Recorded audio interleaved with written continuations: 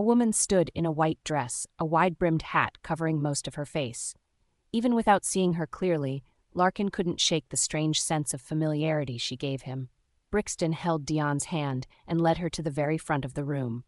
Right in front of everyone, he pulled out a chair for her and waited until she was seated before taking his own seat. Whispers rippled quietly through the crowd. So it's true. Mr. Hemsley really does spoil his fiancée. Brixton's features were sharp and refined, his demeanor reserved yet commanding, exuding an air of quiet nobility. He sat with his legs crossed, expression calm and composed. There is only one agenda for today's shareholders' meeting, he said. I will be transferring 50% of my shares to my fiancée, Dionne Andrews. Though most of them had already heard rumors, hearing it confirmed still caused a stir. As expected of the Hemsleys, just handing over half the shares without blinking. Hearing the name Dionne, Larkin's frown deepened. Was Dionne Andrews somehow connected to his Dionne? But ever since she walked in, the woman had kept her hat on. No one had seen her face clearly, and the mystery only grew heavier in Larkin's heart. The room fell silent. Brixton spoke again, his tone measured. If there are no objections, we'll proceed with the transfer now. Just as the words left his mouth, Larkin stood up. I object. He adjusted his cufflinks and spoke with a calm seriousness. President Hemsley, when my family company was on the verge of bankruptcy, it was your company that stepped in and saved us. You acquired 50% of our shares and became our largest shareholder. For that, I'm grateful. If it were still you holding the shares, I'd have no complaints. But if they're being transferred to someone else, I'd like to buy them back. The crowd was shocked that Larkin would openly challenge Brixton, but they could also understand where he was coming from. From the side, Dionne's lips curved faintly. Larkin was still as arrogant and self-assured as ever. Brixton's gaze sharpened slightly, his tone mocking. And if I refuse? I may not care much about the shares, he continued, but my fiancée happens to have a bit of a score to settle with your family. Since she wants to play, as her fiancée, I'll gladly join the game. And besides, he added, the shares are in my name. Whether or not you agree is irrelevant. The atmosphere turned heavy. None of the other shareholders dared speak. Larkin furrowed his brows, lips tightening. He turned to Dionne with a respectful tone. Miss Dionne, the company's shares hold little value for you personally. I'm willing to pay double their market price to buy them back, Lay. I don't know what conflict you have with someone in my family, but if you're willing to tell me, perhaps I can help. Everyone waited for Dionne's answer. Yes, the Andrews were wealthy, but at the end of the day, they were still business people, and business people valued profit, with Larkin offering double the price any rational person would sell. But to everyone's surprise, Dionne refused him on the spot. Her voice was calm, almost indifferent. Not for sale. Though she spoke quietly, Larkin instantly recognized the voice. It was Dionne. That voice. He could never mistake it. His voice trembled. His eyes burned inexplicably, the corners wet. Dionne, is that you? He asked in a low voice. You came back. We were together for 3 years. I'd never mistake your voice. Larkin had already recognized her. There was no point in hiding anymore. Dionne took off her hat, revealing a stunningly beautiful face. She curved her lips into a faint smile. Yes, it's me. Though now, I'm Dionne Andrews. She stood up confidently, her tone poised and unapologetic. Mr. Jablonski, allow me to reintroduce myself. I'm now the eldest daughter of the Andrews and Brixton's fiancée. In an instant, Larkin's eyes turned red. Fiancée, Dionne, you're my wife. You can only be mine. As he reached out to grab her hand, Brixton stepped in between them, stopping him firmly, his voice heavy with warning. Mr. Jablonski, please show some respect. Dionne is now my fiancée. Larkin's jealousy boiled over. His eyes darkened as he clenched his fists, his words sharp and cutting. Your fiancée? Are you really unaware that she and I are still legally married? We signed a marriage certificate. Our union is protected by law. So tell me, Mr. Hemsley, what does that make you? A homewrecker? A third party interfering in a legal marriage? No one knew better than a man where to strike to make it hurt the most. Gasps rippled through the crowd. Oh my God, the woman President Jablonski has been in love with all along was the adopted daughter of the Willoughbys. Wait, no, she's now the heiress of the Andrews. And they were actually married? Then what's going on between him and Farrah? Someone hurriedly whispered, "Keep your voice down. You want to add fuel to the fire?" While the Jablonskis might not compare to the Hemsleys or Andrews, they were still a major name in Manchester. Definitely not someone the crowd could afford to offend. After throwing shade at Brixton, Larkin turned back to Dionne, his gaze full of emotion, his voice low and tender. "Dionne, I know you're angry with me, but listen, I've already cut all ties with the Willoughbys. From today on, I have nothing to do with Farrah or anyone from her family. And remember how much you loved roses? I planted them all over the courtyard. I bought your favorite dolls, stocked up on all your favorite foods. They're all waiting for you at home. A love that arrives too late is worth less than weeds." That summed up Larkin perfectly. If he'd said all this to her a few months ago, Dionne might have been overwhelmed with emotion. But now, she only found it laughable. She looked him in the eye and enunciated each word. "Mr. Jablonski, are you really unaware that today is the last day of our divorce cooling-off period? In 2 more hours, our marriage will legally end. There will be nothing between us, no ties, no obligations. As for your company, I honestly don't care for it, but I do want to see you ruined, penniless, driven out with nothing." Each of her words landed like a knife to the chest, painful but not fatal. Larkin felt the blood freeze in his veins. He had never imagined that Dionne could hate him this much, but thinking back, he knew he deserved it. Holding back tears, Larkin lowered his eyes and admitted defeat. "It was my fault. Whatever punishment you want, I accept. If you want the company, take it.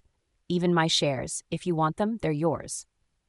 "Dionne, I know I was wrong," he said. "Please, come back." Hearing him say this only made Dionne laugh bitterly. Her eyes shimmered, not with love, but with grief for all the years she'd wasted. Her voice was steady, every word crystal clear. "Larkin, you're not even worthy." Her eyes were icy, her tone merciless. "I'm taking over the company. As for you, you're out. You're in no position to negotiate with me anymore." Just like she hadn't been qualified to negotiate with Larkin over the past 3 years. Moments later, Brixton's personal lawyer walked in. He produced the pre-signed agreement between Dionne and Brixton, stamped it on the spot. "The moment this seal is affixed," the lawyer announced to the room, "Dionne Andrews officially becomes the largest shareholder of Jablonski's family company." Larkin, though slightly dazed, didn't try to stop it. If giving her this could calm her down, then so be it. "Dionne, you're now the largest shareholder of the company. If this makes you feel better, I won't try to take the shares back."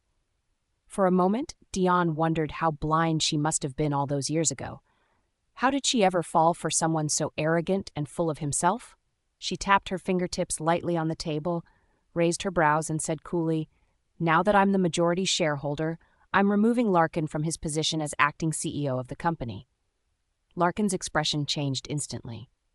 He could give her the shares, but the CEO position, he wouldn't step down. This was his family's legacy. He forced his voice steady. "Dionne, stop this nonsense. And besides, removing a CEO isn't up to just you. It requires a board vote, and you need over 50% in favor." Dionne's face darkened at once. Her tone turned cold and cutting. "Who told you I was joking, Larkin? You're leaving this company today, no matter what." Back when he heard her over and over, she had already sworn to herself, "One day I'll return every bit of it." Just then, her bodyguards dragged in a woman from the hallway, someone who had been lurking around. "Ma'am, this woman was eavesdropping at the door." It was Farrah. She had only come because she'd heard 2 big names had shown up at the company. She never expected it to be Dionne. The same adopted daughter she used to look down on was actually the heiress of the powerful Andrews in the capital. When Dionne saw it was Farrah, she waved her hand, signaling the guards to let go. As soon as she was released, Farrah began shouting, "Good thing you know better. I'm pregnant. If anything happens to me, none of you are getting away with it." Dionne didn't react with shock or sadness at the news, just a faint, indifferent smile. "Congratulations, Mr. Jablonski. Looks like you'll be a father." Larkin looked completely cornered. He tried to explain weakly, "Dionne, I never meant for her to get pregnant." "I tried to get her to terminate it," he added quickly, "but she said if she did, she might never be able to get pregnant again." She claimed she injured her uterus when she saved me from drowning back then. I couldn't just turn my back on her after that." Dionne's eyes narrowed sharply. Farrah kept her head down, her whole body trembling. Then came Dionne's voice, cold as ice. "She told you she was the one who saved your life back then?" Larkin didn't answer, but the blankness in his eyes said enough. Dionne sneered. "Larkin, you really are pathetic. You couldn't even recognize the person who saved your life." "Farrah's been selfish since she was a child," she sighed. "Do you really think someone like her, who clings to life and fears death, would ever risk herself to save you?" "Idiot," she hissed, shaking her head. "I was the one who saved you. I was the one who nearly died because of it. I spent a full month in the hospital. The doctor said I almost didn't make it." Larkin froze, as if his soul had been ripped from his body. His nails dug into his palms so hard he didn't even feel the pain. "You were the one who saved me," he muttered. "If it was you, why didn't you tell me? Why didn't you—" Dionne cut him off. "Doing a good deed doesn't mean you have to broadcast it to the world, Mr. Jablonski. You were just too stupid to see it." Back then, Dionne couldn't understand it. Why, after she'd saved him, Larkin still treated Farrah so well? She used to think it was because he loved deeply. Now she finally realized he had simply loved the wrong person. But none of that mattered anymore. With all the shareholders present, Dionne made her move. She officially called for Larkin's removal and opened the floor for a vote. The shareholders hesitated. No one wanted to offend Larkin, but they were even more afraid of crossing the Hemsleys or Andrews. One after another, they cast their votes. In the end, over 50% agreed to strip Larkin of his role as CEO. He had sat through the entire meeting, yet no one cared about how he felt. And at that moment, every injustice Dionne had suffered over the years finally found release. Her goal was achieved. She stood and glanced coldly at Larkin. "Larkin, you've paid your debt. From this moment on, we owe each other nothing. Let's not meet again." She was done with the past. From now on, she was moving forward, with Brixton. As she slipped her arm through Brixton's and turned to leave, Larkin suddenly reached out and held her back, unwilling to let go. "Dionne, your revenge is complete. We're even now. I won't ask you to come back to me. I just want one more chance to pursue you. Please, don't get married so soon. Okay?" He had lived more than 20 years, only to realize he'd been a joke all along. The company might no longer bear the Jablonskis' name. The person he once vowed to protect had deceived him, and now the one he desperately wanted to protect loathed him with all her heart. Brixton lowered his gaze and said to Dionne, "I'll have the bodyguards take you outside. I need a word with Larkin." Dionne didn't want to have anything more to do with Larkin. She nodded. "Okay." Outside the room, she could hear the sounds of fighting from within, but she didn't stop it. She knew Brixton wouldn't get hurt. Sure enough, a short while later, he walked out, holding his coat. His white dress shirt was stained with blood, but he was completely unharmed. The blood was Larkin's. He followed closely behind, his lip and forehead bloodied, one eye swelling shut. But Dionne didn't so much as glance at him. Her eyes were on Brixton as she asked, gently, "Does it hurt?" Brixton gave a soft smile. "No, I got your revenge for you." Dionne smiled through tears. "Good." And in that moment, Larkin finally understood. Dionne no longer loved him. She had fallen for Brixton, completely. He had lost, completely. Dionne laced her fingers through Brixton's and said, "Let's go home." As they neared the elevator, Larkin suddenly shouted from behind, "Dionne, if I hadn't mistaken her for you back then, would things between us have turned out differently?" He had never cried in front of Dionne before. This was the first time. She froze but didn't look back. "Does it matter, Larkin? There are no ifs in this world. You made your choice. You have to live with it. And what I wanted was never gratitude. I wanted real love. If you loved me only because I saved your life, then that was never the kind of love I wanted. Maybe, even if you hadn't mistaken me, we still wouldn't have been right for each other." No matter how many times Larkin called out to her, Dionne didn't turn back. She pulled Brixton along and walked out of the company without hesitation. Though she had acquired shares of the company, Dionne didn't keep them. The very next day, she sold them to Larkin's greatest rival. Almost immediately, Larkin was ousted from the company through a series of ruthless moves. At the hotel inside the bathroom, Dionne tiptoed as she hugged Brixton's waist. I already sold the company's shares. Still jealous? Though Brixton never said anything, Dionne could tell he'd been quietly jealous for days.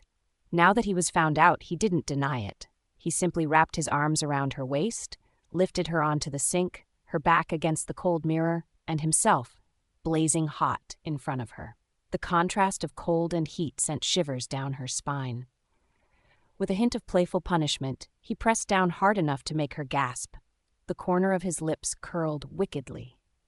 You sold the shares to his worst enemy. Aren't you afraid he'll hate you for life? Dionne replied, Whether he hates me is his problem, not mine. What do you want me to keep something that belonged to my ex-husband? She raised a brow, teasing, Brixton, I didn't think you were this generous. Brixton's smile deepened. Suddenly he lifted her into his arms. The sensation of weightlessness made Dionne instinctively cling to him, holding on tightly. She knew he was doing it on purpose, just his little way of acting out, but she didn't mind. At least it meant he truly loved her. His voice was low and suggestive as he nuzzled her ear. Since I came all the way to Manchester with you, don't you think I deserve some kind of reward? Brixton had never been in a relationship before, yet somehow he always knew exactly what to do. Just a simple touch could leave Dionne trembling and breathless. After that, he didn't give her another chance to speak. For 3 whole days, Dionne didn't even step outside the hotel suite. Occasionally, someone passing by the door would hear the soft sounds of a woman moaning. But the entire presidential floor had been reserved by Brixton. No one was allowed up. Because of her exhaustion, they stayed in Manchester 2 more days before finally heading back to the capital. On the day they left, Larkin and Foster were already waiting at the hotel entrance. Even though she hadn't gone out the past 2 days, she had heard about what happened. It had been revealed that the child wasn't Larkin's. Farrah had been sent to a psychiatric hospital by Larkin himself. With Larkin kicked out of his own company, the Willoughbys' business also began to spiral and was now on the verge of bankruptcy. In just 2 days, Larkin looked like he'd aged 10 years. But Dionne felt no pity. He had brought it all on himself. Brixton's eyes darkened. He raised his hand to have the bodyguards remove the 2 men, but Dionne stopped him. This is probably the last time I'll ever see them. Let me go talk to them. Though clearly displeased, Brixton nodded. Do you want me to go with you? No need. I'll go alone. Dionne walked slowly toward Foster. From a distance, she could see the tears pooling in his eyes. Dionne, I heard what happened. Congratulations on finding your real family. Her expression remained indifferent. If that's all you came to say, you can leave now. She turned to go, but Foster quickly pulled out a gift box, his hands trembling. I brought you your favorite chocolates, Dionne. Want some? Dionne's eyes suddenly misted. Back in her first year with the Willoughbys, he had treated her well. He would bring her gifts, and because he knew she loved chocolate, he'd always return from business trips with specialty chocolates from different cities. That first year had been the happiest time in her childhood. But the second year, Farrah came back, and everything changed. She never got another piece of chocolate again. She had thought Foster had forgotten, but now she realized he hadn't. He just chose not to give it to her anymore. In that moment, Dionne seemed to find peace, finally making amends with her past self. I used to love these, but now I can buy as much as I want. I don't need them anymore. Dad, this is the last time I'll call you that. Thank you for adopting me. Don't worry. No matter what happens to the Willoughbys, I'll support you in your old age. I'll pay you a monthly stipend according to the legal amount until the day you die. Foster's shoulders hunched as he trembled. Dionne, you hate me, don't you? I used to, she said. But not anymore. And I'm actually grateful. If you hadn't forced me to divorce Larkin, I wouldn't be with Brixton now. Foster was speechless. Larkin stood nearby, looking at her with longing and regret. Dionne, I hope you find happiness. I will, she said firmly. More than I ever did with you. Dad, Mr. Jablonski, this is the last time we'll ever meet. From now on, let's never see each other again. With that, Dionne turned and walked away, without a single glance back. She didn't want to remember. None of it had ever been good. Larkin watched her go, tears rolling down his face. This time, he had truly lost her, forever. Back at Brixton's side, Dionne looped her arm around his and leaned against him sweetly. "Honey," she said with a smile, "now that my divorce certificate is in hand, shall we get our marriage license?" Brixton looked down at her and smiled. "Let's go." The end. Attorney, I want to divorce Desmond and resign from his company. Please draft 2 agreements for me. The attorney frowned slightly, his tone cautious. Lavender, your marriage didn't come easily. I advise you both to think carefully before signing anything. Lavender had been Desmond Hackett's secretary for 3 years, and secretly his wife for just as long. A month ago, she was kidnapped. That night, the kidnappers made countless calls to her husband, demanding a hefty ransom, but he didn't pick up a single call. Eventually, the kidnappers threw her into the cold ocean. She nearly died, but a nearby fisherman found her in time and rescued her. That same night, Desmond was in a hotel with Cyan, his wife's younger sister. At that moment, everything Lavender had once cherished, years of love, 3 years of marriage, shattered. She finally woke up from her fantasy, and this time she was ready to walk away for good. "I've made up my mind," Lavender told the lawyer, nodding, "and Desmond won't object." She had known all those years, not a single day did her husband love her, but she had loved him since they were younger. When he said he was willing to marry her 3 years ago, she was crying happy tears as she exclaimed yes.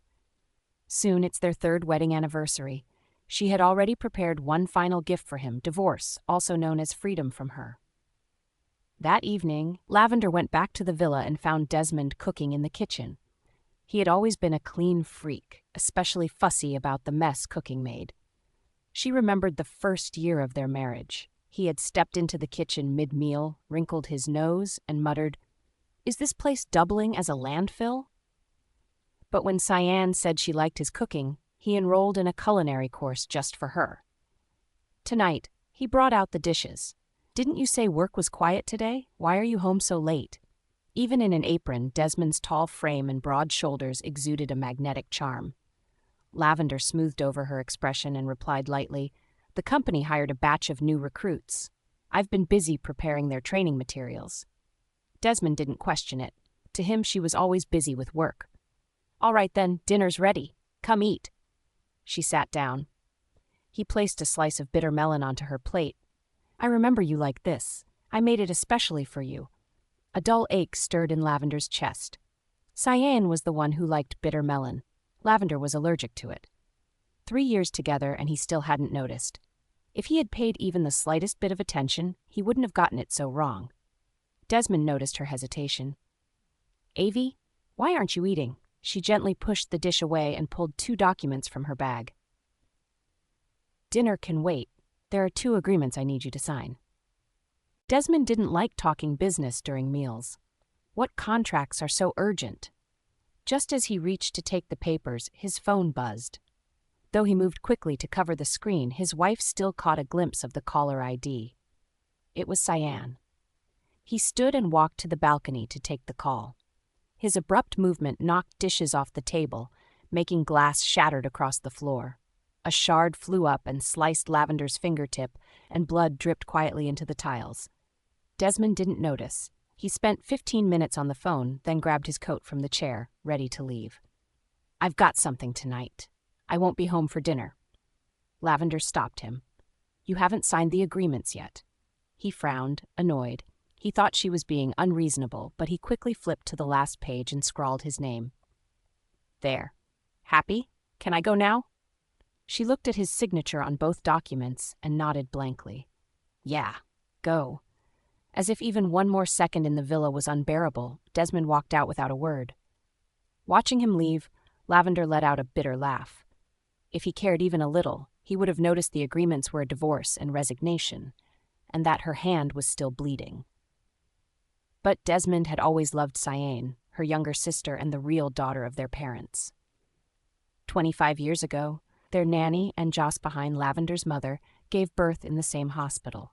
One mistake switched the babies. Lavender, the true heiress, was raised by the nanny. Cyan grew up as the beloved daughter of the Winslets. It wasn't until 5 years later, when the nanny passed away, that the truth came out. The Winslets accepted Lavender, but they didn't let go of Cyan either. Josephine had said, "Avi, hearts are made of flesh. We've raised Yanni all these years. Now that her mother's gone, she only has us. They told her that if they revealed Cyane's true identity, people would look down on her. So to the world, Cyane remained the heiress, while only the Winslets and Hacketts knew who Lavender really was. Desmond and Cyane had been childhood sweethearts. Just before their engagement, Cyane met an elite French bachelor and insisted on chasing her true love in Paris.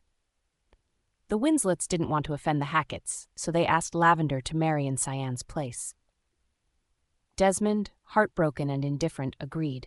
Unexpectedly, a month ago, Cyane returned and Desmond betrayed Lavender. To force Lavender out of the Hacketts, he even leaked his intimate videos with Cyane online.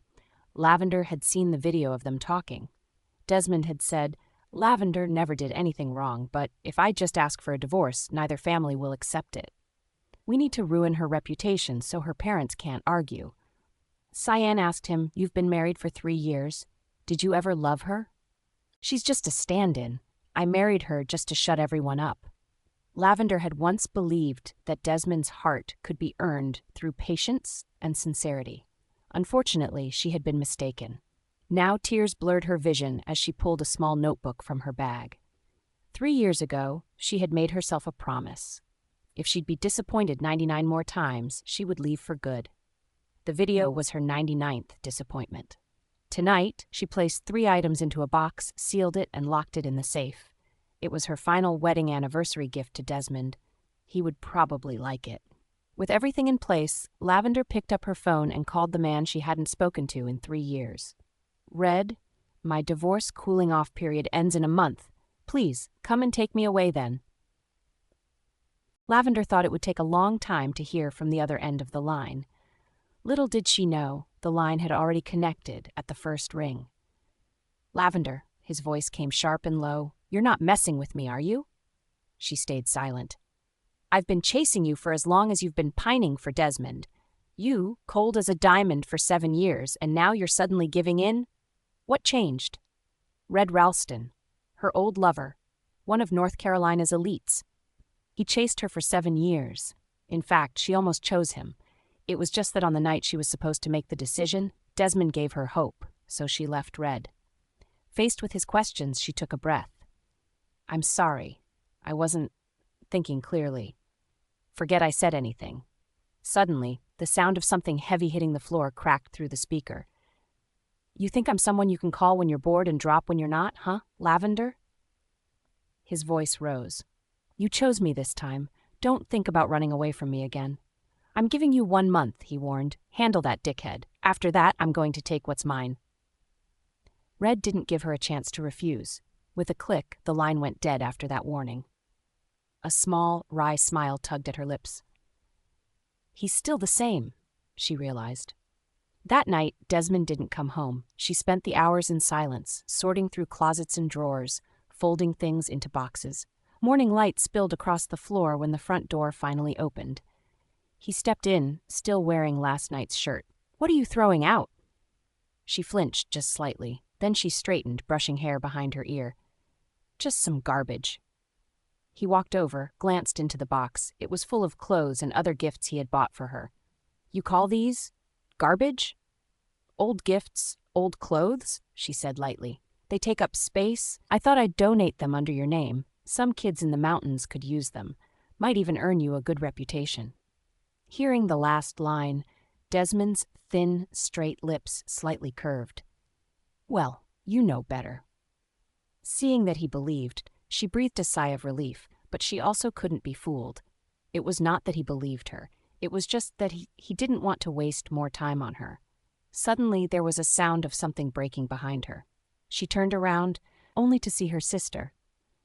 Cyane stood by the shelf, wide-eyed, a broken sculpture at her feet. The smile on her face looked innocent, the kind that would make anyone fall in a trap. "Oops, sorry, Mundy Avy, I didn't mean to." Desmond didn't care about the broken item at all, and quickly brushed past Lavender to check if Cyane was injured.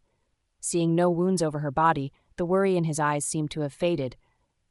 "It's okay. Nothing is more important than you," but getting Desmond's attention wasn't enough. Cyane also stared at Lavender and tilted her head, asking, "You don't mind, right, Avy?" Lavender's gaze dropped to the floor. The sculpture had been one of a kind, commissioned after a trip, the only piece with both of her and Desmond's faces carved into it. But now it was just broken pieces. If it happened years ago, Lavender would definitely be mad and even say a few words.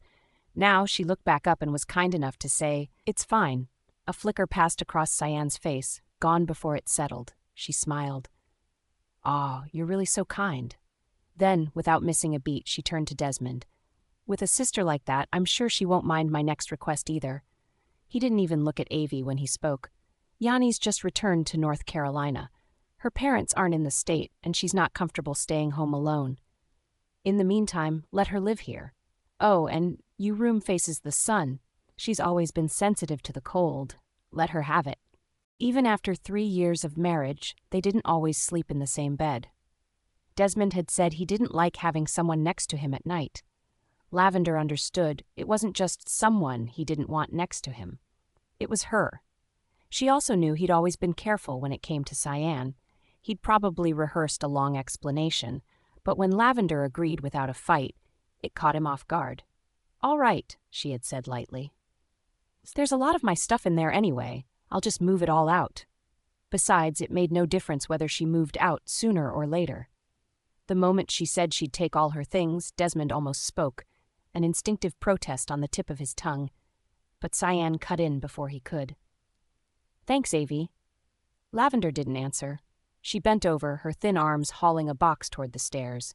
There was too much packed into it. Her foot slid across a shard of glass, hidden on the floor. She went down hard, her knees slammed into the ground, the sharp fragments tearing into skin. Pain shot through her so fiercely, her back stiffened and sweat beaded along her spine. She bit down on her lip, wincing in silence.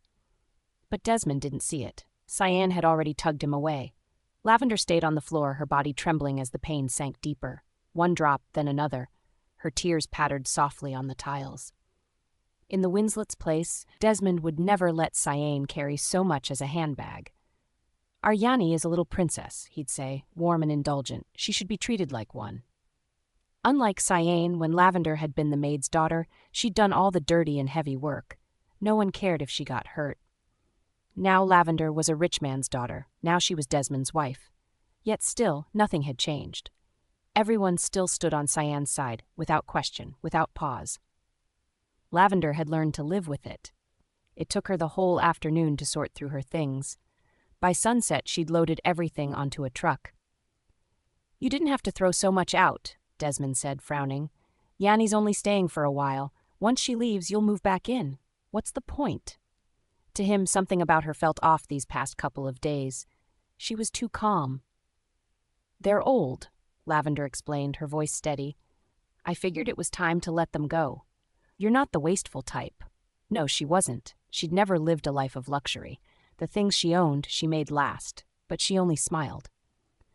"They've been with me a long time. Sometimes you need a little room. Out with the old, right?" "Just like people," she added mentally. Her reasoning sounded fair. If Desmond pushed again, he'd just look petty, so he let it drop. "There's an auction tonight," he said, changing the subject. "The organizers invited me. You'll come, with Yanni." Lavender was about to refuse, but he cut her off. "You're my secretary. I can't show up at something like that event without one." She looked at him. A dozen things she wanted to say crowded her throat, like, "And bringing Cyan is appropriate," but she said none of them. She just nodded. One last task before she left for good. Night fell. Inside the auction hall, bright lights turned the space into near daylight. Everyone who mattered was there, polished, practiced, powerful. The Hacketts had been climbing fast these past 2 years, and Jade, the host, came out quickly to greet them. "Mr. Hackett, your seat is ready. Right this way." Jade gestured to a pair of chairs. "I heard you got married?" "The second seat is for your wife." All three froze for a split second. Desmond's marriage had always been well hidden. No one was supposed to know. Lavender turned toward him, waiting. 2 women, 1 extra seat. His decision wasn't surprising. "I'm not married," he said coolly. Not sure where that rumor started. The host blinked, puzzled. "And these 2? Desmond stepped forward and took Cyan's hand first. "This is Cyan, daughter of the S. Winslet Co.'s CEO. "Ah, Cyan Winslet." Jade nodded politely. Then, as if reluctant, Desmond added, "And that one next to you is my secretary." Lavender didn't flinch. She already knew what demons introduced to her would be. But knowing the brutal answer didn't stop the sharp pain that spread through her chest. Still, she stood straight, swallowing the hurt and keeping her dignity intact. Desmond and Cyan took their seats while Lavender stayed behind them, standing. Maybe it was just the cold air in the venue. Maybe it was everything. But pain stabbed at her lower abdomen, sharp and insistent. She pressed a hand to her belly and slipped away to the restroom. Like she was running, she hadn't even gotten her period, so why did it hurt so much all of a sudden? Lavender stood up to leave, but just as she reached for the door, it wouldn't budge. It was locked from the outside. Then came Cyan's arrogant voice from behind the door. "Bitch, how's that hand-me-down love treating you? Desmond's always loved me, from the very beginning. Now that I'm back, you should get out of our way. You really had the nerve to show up tonight, of all times, trying to steal my spotlight." Doubling over in pain, Lavender clutched her belly, cold sweat dripping down her brow. Her voice was weak but defiant when she replied, "Cyan, if you want him, take him. I'm done caring about him." Cyan let out a cold laugh, not buying a word. "Funny, you think I'd believe that? You stole my mom back then, now you want to steal my man too? Who do you think you are? You're staying in here tonight. No one's coming to save you." With a twisted smile, Cyan dragged a restricted area, "Do not enter" sign over and set it by the door. Because some of the auction items tonight couldn't be photographed, everyone had been required to surrender their phones before entering. No one but Cyan would think to come this way. Racked with pain, Avie could only slide to the floor, slumping against the wall, her strength fading fast. With what little energy she had left, she pounded on the door and cried out in desperation, "Help! Someone, please, help me!" But anyone passing by would see the sign and turn away without a second glance. No one came to save her. She didn't know how long she had been shouting before the pain finally overwhelmed her, and she passed out. When the auction ended and Lavender still hadn't returned, Desmond's brow furrowed with concern. Cyan blinked up at him with feigned innocence. "Mundy, do you think maybe she got upset because you gave me her seat? If I'd known she'd take it so personally, I never would have taken it from her." Hearing Cyan blame herself, Desmond frowned. "You're the rightful daughter of the Winslets. You think it's appropriate for a secretary to sit in your place? Forget it. Let her be. She's been getting a bit too proud lately. Maybe it's good to let her cool off. Let's head home." Out of sight, Cyan smiled triumphantly, thinking, "Lavender, I told you, you can't win against me. Not with my mom, not with my lover." That night, Lavender didn't come home, but Desmond never once asked about his wife. The next morning, at the auction's restroom, a cleaning lady unlocked the door during her rounds. There, huddled in a corner, was Lavender. Her dress was soaked through. Even half unconscious, her body trembled from the cold. The cleaner rushed over, worried. "Ma'am, how did you get locked in the restroom? You don't look well. Should I call 911? Lavender's damp lashes fluttered open. She pressed her arms against the floor, forcing herself up with effort. "Thank you, but no need." The pain in her belly had eased, but the restroom had been unbearably cold all night. She really thought Desmond would at least come looking for her. Clearly, she'd overestimated herself again.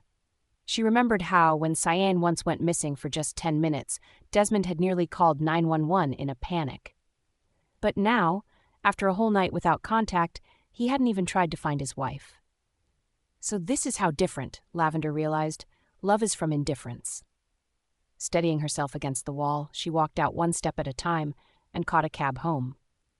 In the car, she finally got her phone back, and sure enough, not a single call came from Desmond. Instead, there were several messages from Red. "Lavender, I can't wait a whole month. 1 week, I'm coming to get you in a week." When Lavender saw Red's message, a flicker of warmth returned to her heart. She immediately replied, "Okay. Yeah, a month is too long," she agreed mentally. 1 week will do. In just a week, she would leave for good and finally put an end to everything with Desmond. As soon as Lavender stepped into the villa, she saw Cyan lounging on the couch in her nightgown. Lavender's nightgown. The sound of the door opening made Cyan glance up with a sneer. "Back already? You look like a mess." She stood up and slowly walked over, her fingers tilting Lavender's chin. Tsk, look at that face, pale as paper.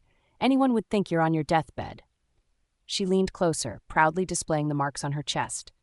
See these hickeys? All courtesy of Mondi. Last night was intense. The more she spoke, the bolder she became. She lowered her voice, leaning into Lavender's ear in a mocking whisper. Last night, in your bed, he said he only feels like a real man with me. Said you lie there like a dead fish. Completely boring. The moment the words left Cyane's lips, Lavender's eyes darkened. She raised her hand and slapped her sister hard across the face. Cyane, know your place. I'm still Desmond's wife. You're just the other woman. Push me too far and I'll hold a press conference. Let the world know you're nothing more than a maid's daughter who stole her sister's husband. Lavender had no intention of engaging with Cyane, but the latter insisted on digging her own grave. Just as Cyane was about to lash out, she looked up and saw Desmond approaching. Her knees buckled, and she dropped to the floor. Avi, I'm sorry. I never should have come back. I'll leave today. I'll die if it means I'm no longer in your way. Before Lavender could even react, Cyane suddenly sprang to her feet and ran straight toward a pillar. Desmond rushed forward just in time to catch her. Yanni, I invited you here. If anyone has a problem with you, they have a problem with me. Lavender's pale lips curled into a bitter smile. Desmond, supporting Cyane, turned and barked coldly. Lavender, apologize to her. I didn't do anything wrong. I have nothing to apologize for. Desmond, aren't you even curious where I was last night? Did you? He began, frowning. She cut him off. Aren't you wondering? I don't care where you were last night, he snapped. But you don't get to hurt Yanni. If you don't apologize right now, you'll be suspended from work until you admit you were wrong. In his eyes, Lavender was a workaholic. He figured suspension would be the ultimate punishment. What he didn't know was that Lavender never loved the work. She worked harder only so Desmond could have it easier. Seeing the despair in her eyes, Desmond's chest tightened with guilt, but he still turned away, taking Cyane with him. Before leaving, he ordered the maid, "Don't let her eat until she apologizes." Lavender stared at his retreating figure, tears slipping silently down her cheeks. This was the man she had loved for 7 years. After this, she wouldn't love him anymore. For days, Lavender was locked inside the villa. 3 times a day, the maid asked if she had realized her mistake. Lavender never answered, just kept staring out the window. She was counting down. In 5 more days, she would be gone for good. Sitting on the balcony swing, her phone buzzed constantly. All of it was from Cyane. On the day Lavender planned to leave, another message came in. Bitch, you couldn't win over our moms, and you can't win over a man. With just a word from me, Monday won't come home for a month. And she proved it. For 2 full days, Desmond didn't return. But Cyane sent videos every day. Footage of her kissing Desmond on the beach. Photos of him cooking for her. Clips, vulgar, intimate, from every angle. In the past, Lavender would have cried. Now she felt nothing. A man that flirty was better off thrown away. On the 4th day, she still hadn't admitted mistakes, and the maid still withheld food. Lavender survived on water alone. That evening, as usual, she walked into the garden. Suddenly, a golden retriever dashed out and slammed into her. Normally, a dog wouldn't have that much strength, but she hadn't eaten in days. Her body was as fragile as paper. She fell to the ground, pain ripping through her belly. Blood quickly soaked her pants. Her face went pale. She understood immediately. Desmond's mother had been urging them to have a child. 2 months ago, during one of their few intimate moments, they hadn't used protection. Now the searing pain in her belly drove her to her knees. Gritting her teeth, she begged the bodyguards for help. The driver rushed her to the car in a panic, speeding toward the hospital. But the roads ahead were closed. Ma'am, the driver said nervously, today's Ma'am Cyane's birthday. Sir Desmond shut down the road for her party. We can't get through. While her clothes were soaked in blood, fireworks lit up the sky, all for Cyane. It was Desmond's love on full display. Lavender closed her eyes in despair. With all the strength she had left, she ripped the wedding ring from her finger and flung it out the window. Her husband and their marriage, she wanted none of it anymore. When Lavender opened her eyes again, she was already in the hospital. The doctor looked at her regretfully and said, "Ma'am, You haven't eaten for several days. Your body couldn't sustain the pregnancy. Your baby is gone. I'm so sorry.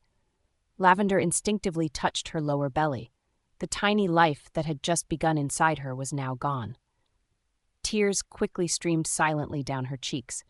Maybe the baby sensed that their parents were about to separate and chose to leave this world early. Ma'am, your body still needs time to recover. Where is your husband? He should be here to take care of you. Lavender steadied her emotions and shook her head. I don't have a husband. Then she asked, Doctor, what's the shortest amount of time I can stay in the hospital? She wanted to leave as soon as possible. 3 days. Lavender nodded. 3 days, just in time for Red to pick her up. That was enough. As they spoke, the door to the ward was suddenly pushed open. Desmond walked in, visibly winded from rushing over. Why are you here? The driver beside him was about to explain, but Lavender spoke first. I hadn't eaten in days. My body gave out, and I fainted.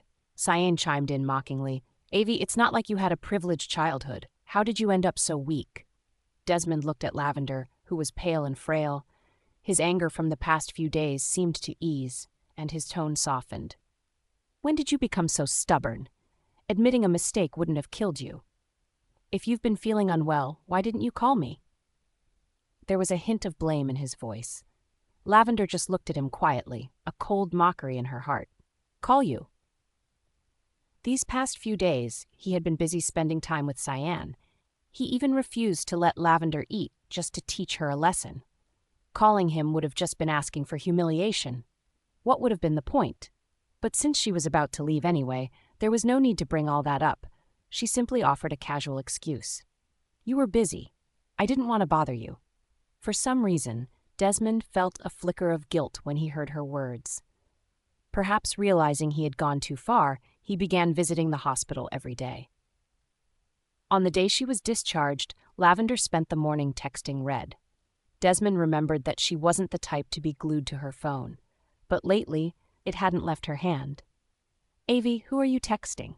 He reached out to grab her phone, but Lavender quickly pulled it away. Do you really need to read private conversations between girls? At her words, Desmond withdrew his hand. Enough with the phone, we're heading home soon. He had treated her kindly these past few days, but Lavender knew it was only out of guilt. Once he dropped her off at home, Desmond left. Lavender walked into the study, opened the safe, and placed the hospital's miscarriage report inside. Then she took out her notebook and added a final entry. 100th disappointment. My baby's gone. She finished the last stroke and closed the notebook. A divorce agreement, a resignation letter, a miscarriage record, and 100 sorrowful memories. That was her wedding anniversary gift to Desmond. After tidying everything up, she grabbed her suitcase, placed the villa's keys on the dining table, and deleted her fingerprint from the smart lock. Every trace of her presence in the villa, she erased completely. The next morning at 9:30, Desmond finally returned. The housekeeper said, Sir, Ma'am, Avi left you a wedding anniversary gift. It's in the study safe. Desmond froze. Is today our wedding anniversary? In previous years, it had always been Lavender insisting on celebrating, and he had never taken it seriously. Remembering how she looked during her hospital stay, a strange heaviness settled in his chest. As if driven by some unseen force, he walked into the study. Opening the safe, the first thing he saw was a notebook. Lines of letters leapt out at him. Desmond, I loved you for 7 years. Back then, I was just the maid's daughter and thought I wasn't good enough for you. Then I became the Winslets' heiress, but you still didn't like me. When I was just the maid's daughter, Cyan would bully me constantly. Every time I was punished and made to kneel, it was you who spoke up for me. You were always there when I needed help. That's when I fell in love with you. But after I returned as the Winslets' rightful daughter, you began to hate me. You believed I stole Cyan's place. But the Winslets are my family. They're home. I was just coming home. Was that a crime? I knew you liked Cyan. I once thought I had no chance. But then she gave up on you and you chose me.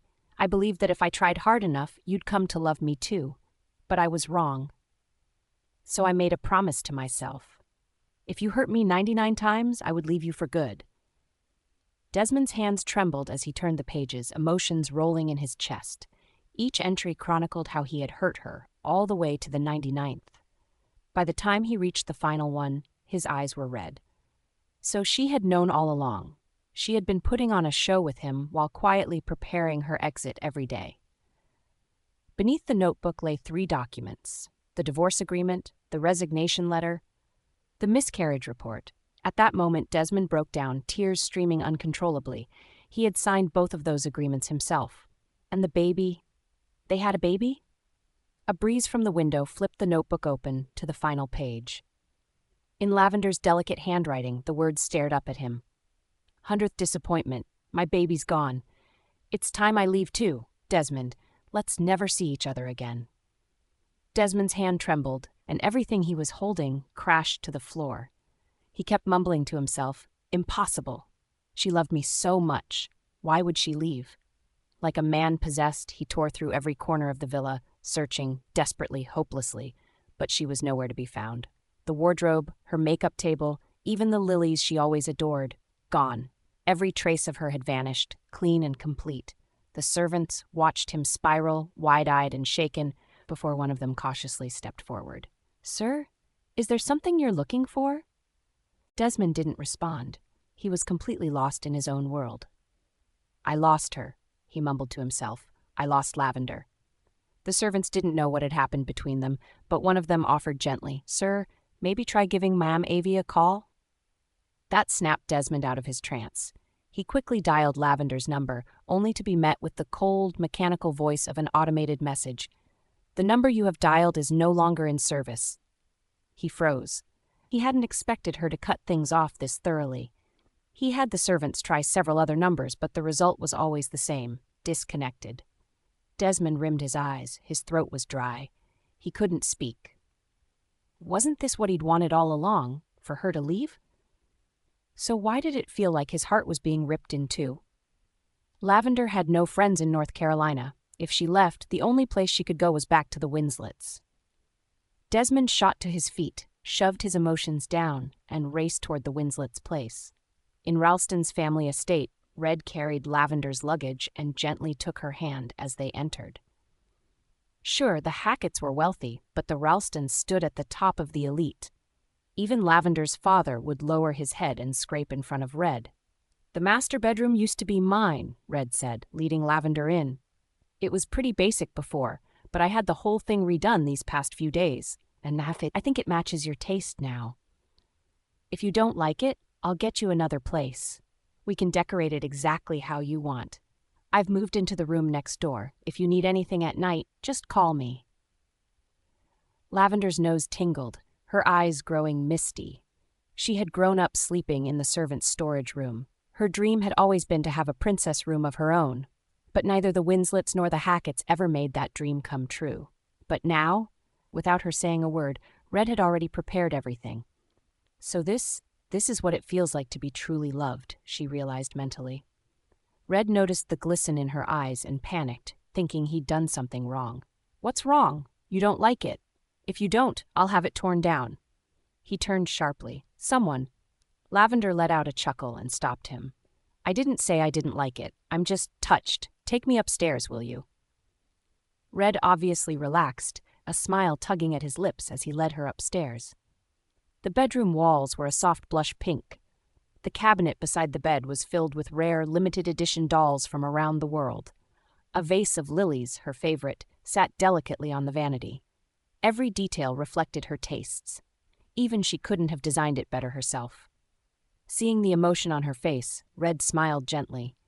"If you had chosen me back then, you wouldn't have had to suffer so much." He hadn't finished the sentence when Lavender suddenly threw her arms around him. Red froze, arms awkwardly hovering in the air. "Thank you, Red," she whispered. "Thank you for loving me all these years. From now on, I'll make it up to you." Hearing that, Red's lips curved into a soft smile. He wrapped his arms around her waist. "Lavender, you said that yourself. In half a month, we're registering our marriage." Lavender nodded. "All right, but before that, I have one condition. Let's not make our relationship public just yet." Suddenly, Red's expression darkened, and he let go of her. "Lavender, am I really someone you're ashamed to be seen with?" "I'm not Desmond. I won you through my own merits. Why should I sneak around like I have something to hide?" My family has strict values. When I choose a woman, I don't change my mind. A secret marriage? Never. He assumed Lavender still had her reservations, so he immediately stepped back from her. But before he could take another step, she tightened her arms around his waist, pulling them close again. Red, is that how little you trust me? In your eyes, am I really the kind of woman who would two-time a man? Are you degrading me or doubting your own judgment? For all these years, Red had been the kind of man whose word was law, whether in his family or the business world. No one ever dared talk to him like this. No one, except Lavender. Then what exactly are you trying to say? We'll get married, but you don't want it public. How is that any different from an affair? Seeing the mix of fury and frustration on his face, Lavender suddenly found herself amused. She deliberately provoked him. Then what about the past 3 years? Every time I had a business deal, you'd send me a gift under a different excuse. What was that supposed to be? A side guy's peace offering? Red's back went rigid, and his voice softened just a little. How did you know those gifts were from me? She looked up, met his blue eyes, and her soft lips parted slightly. Because no one else in this world remembers my birthday.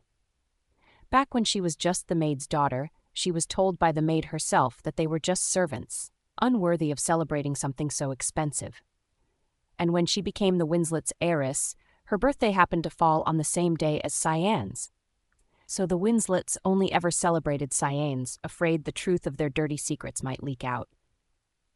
Only Red had remembered, year after year for the past 7 years, always sending her a different gift. He realized then that she'd seen through his quiet affections all along. A ripple stirred in his chest. Still, he couldn't help but ask, if you knew how I felt, then why did you choose Desmond 3 years ago? What does he have that I don't? Lavender lowered her gaze, a flicker of self-mockery in her eyes. Nothing. He's not better than you in any way.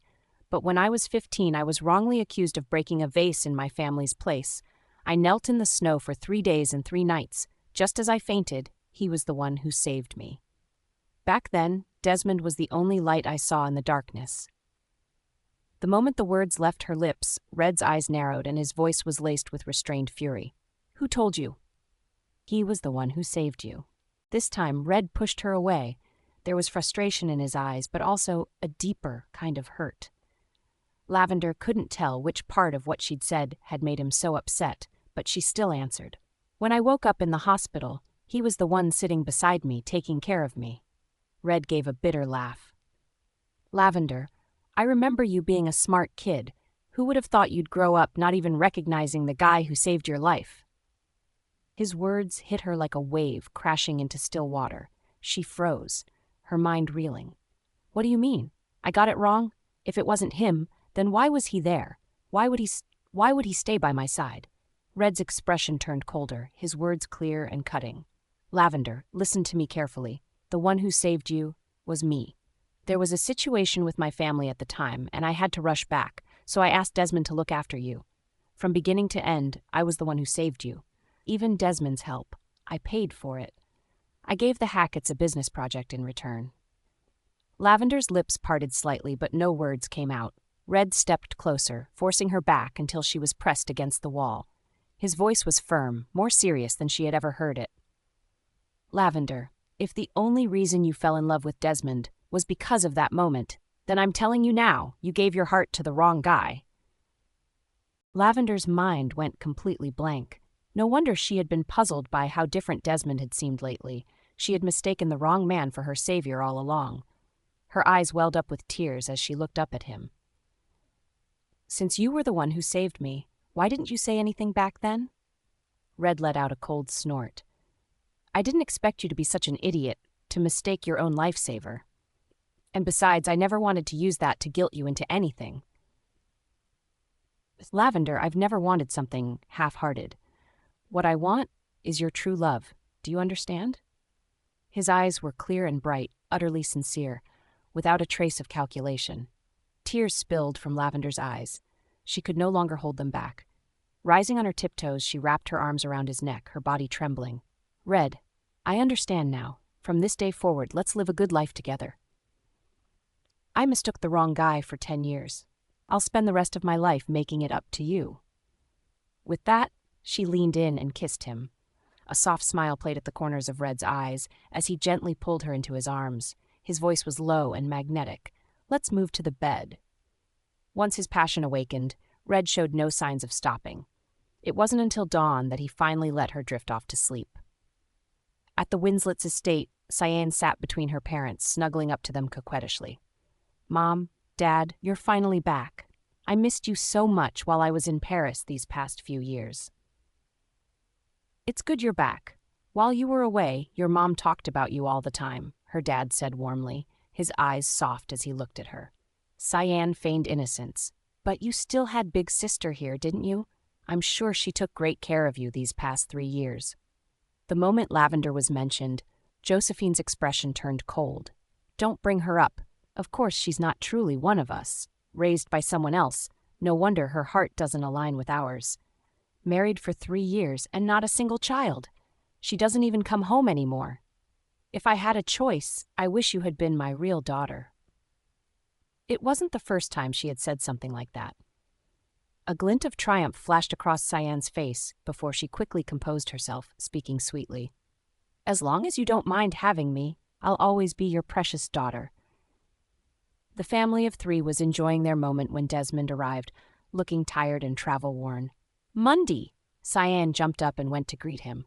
"Are you here to see Mom and Dad?" Desmond scanned the room the moment he entered, but Lavender was nowhere to be seen. Disappointment flickered in his eyes. "Dad, Mom," he greeted respectfully.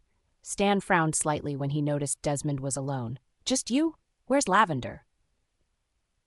Desmond hesitated, unsure how to explain. Should he tell them that she'd divorced him and vanished? Before he could answer, Cyanne stepped in smoothly. "Avi wasn't feeling well a few days ago and had to be hospitalized. She's probably resting at their home now." Desmond wasn't ready to reveal the divorce, so he simply echoed her explanation. "Yanni's right. Avi's been unwell, so she's at home recovering. She asked me to visit you both in her place." Josephine was unmoved, her tone icy. "Unwell? Why is it that she's always conveniently sick when it's time to come home?" "Desmond, you're her husband. You can't just let her do as she pleases. She wasn't raised by me, so that petty, small-minded attitude never went away. But now that she's your wife, she represents your image too." Desmond had no patience for this lecture. No matter what they said, he just nodded politely. "You're right, Mom. Anyway, I still have something to do at the company. I'll get going now." As he turned to go, Cyanne instinctively moved to follow, but Stan stopped her with a stern voice. "Yanni, you stay." Cyanne wanted to call out to Desmond, but he had already walked far away. This was the first time, since her return, that Desmond had left without hesitation. Only after he was truly gone did Cyanne reluctantly return to stand beside her father. Stan looked at her, words hesitating on the tip of his tongue. "Yanni, I know you once had feelings for Desmond, but you were the one who gave up on him back then. Now he's your brother-in-law. The two of you really should keep some distance. Otherwise—" Before he could finish, Josephine cut him off. "Enough, enough. She finally came home and you're already lecturing her?" "Our Yanni is such a wonderful girl. There are plenty of men who want to marry her, as if she'd be interested in her own brother-in-law. Don't say things like that again. I don't like hearing it." She took Cyanne's hand and led her upstairs, speaking fondly. "Yanni, sweetie, I brought back so many gifts for you from our trip to Switzerland. Come take a look." In Desmond's villa, he sat alone in the living room, waiting in the middle of the night. He was waiting for Lavender to come home. She had loved him for so many years. He couldn't believe she would just walk away like that. Only a dim light was on, and the shadows cast over Desmond's face made his expression hard to read. There was an undeniable air of restlessness around him. Suddenly, the sound of the passcode lock broke the silence. Someone was coming in. His eyes lit up instantly. It had to be Lavender. But when the door opened and Cyanne stepped inside, the flicker of hope in his gaze vanished. "What are you doing here?" Desmond frowned. Cyanne paused, momentarily stunned. He used to complain they didn't spend enough time together. Now it seemed like he didn't even want to see her. "Mundy, you're still up this late. Weren't you waiting for me?" She walked over and sat beside him, turning sideways to lean into his lap, wrapping her arms around his neck. The moment she touched him, he instinctively pulled back, but she held him tightly. "What's going on with you today?" she asked softly. "You seem off." Desmond didn't know how to answer. What was going on with him? Hadn't he always believed he didn't love Lavender? Now that they're divorced, he should feel relieved. Even if the baby was gone, he and Cyan could start over. They could have another child. So why did it feel so wrong?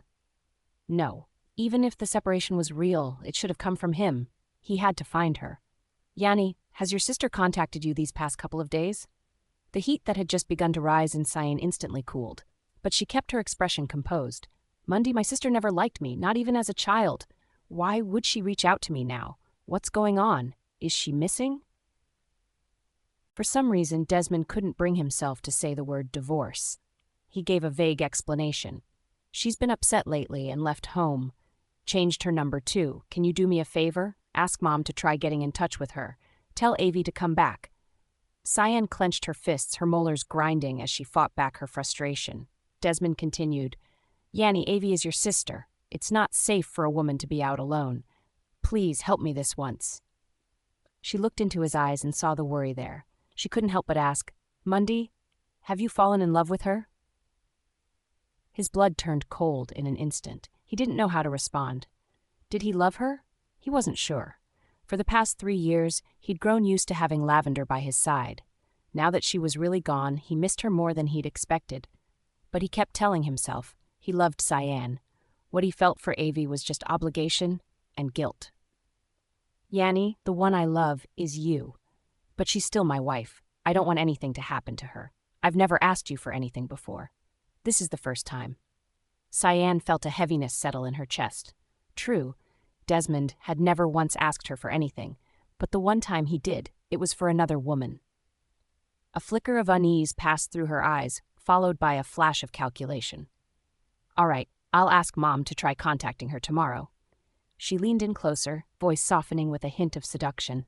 "So how do you plan to thank me tonight?" She slowly began loosening his tie, her hands moving downward with purpose. After all, Desmond was still a man. He couldn't help but respond to Cyan's teasing advances. He swept her up into his arms and carried her upstairs. The atmosphere in the room quickly turned heated and intimate, but just when things were about to cross the line, Desmond suddenly let go of her. "Yanni, I'm not feeling well today. Let's leave it for another time." With that, he got up, put on his clothes, and headed straight to the study next door. At that crucial moment, all he could think about was Lavender.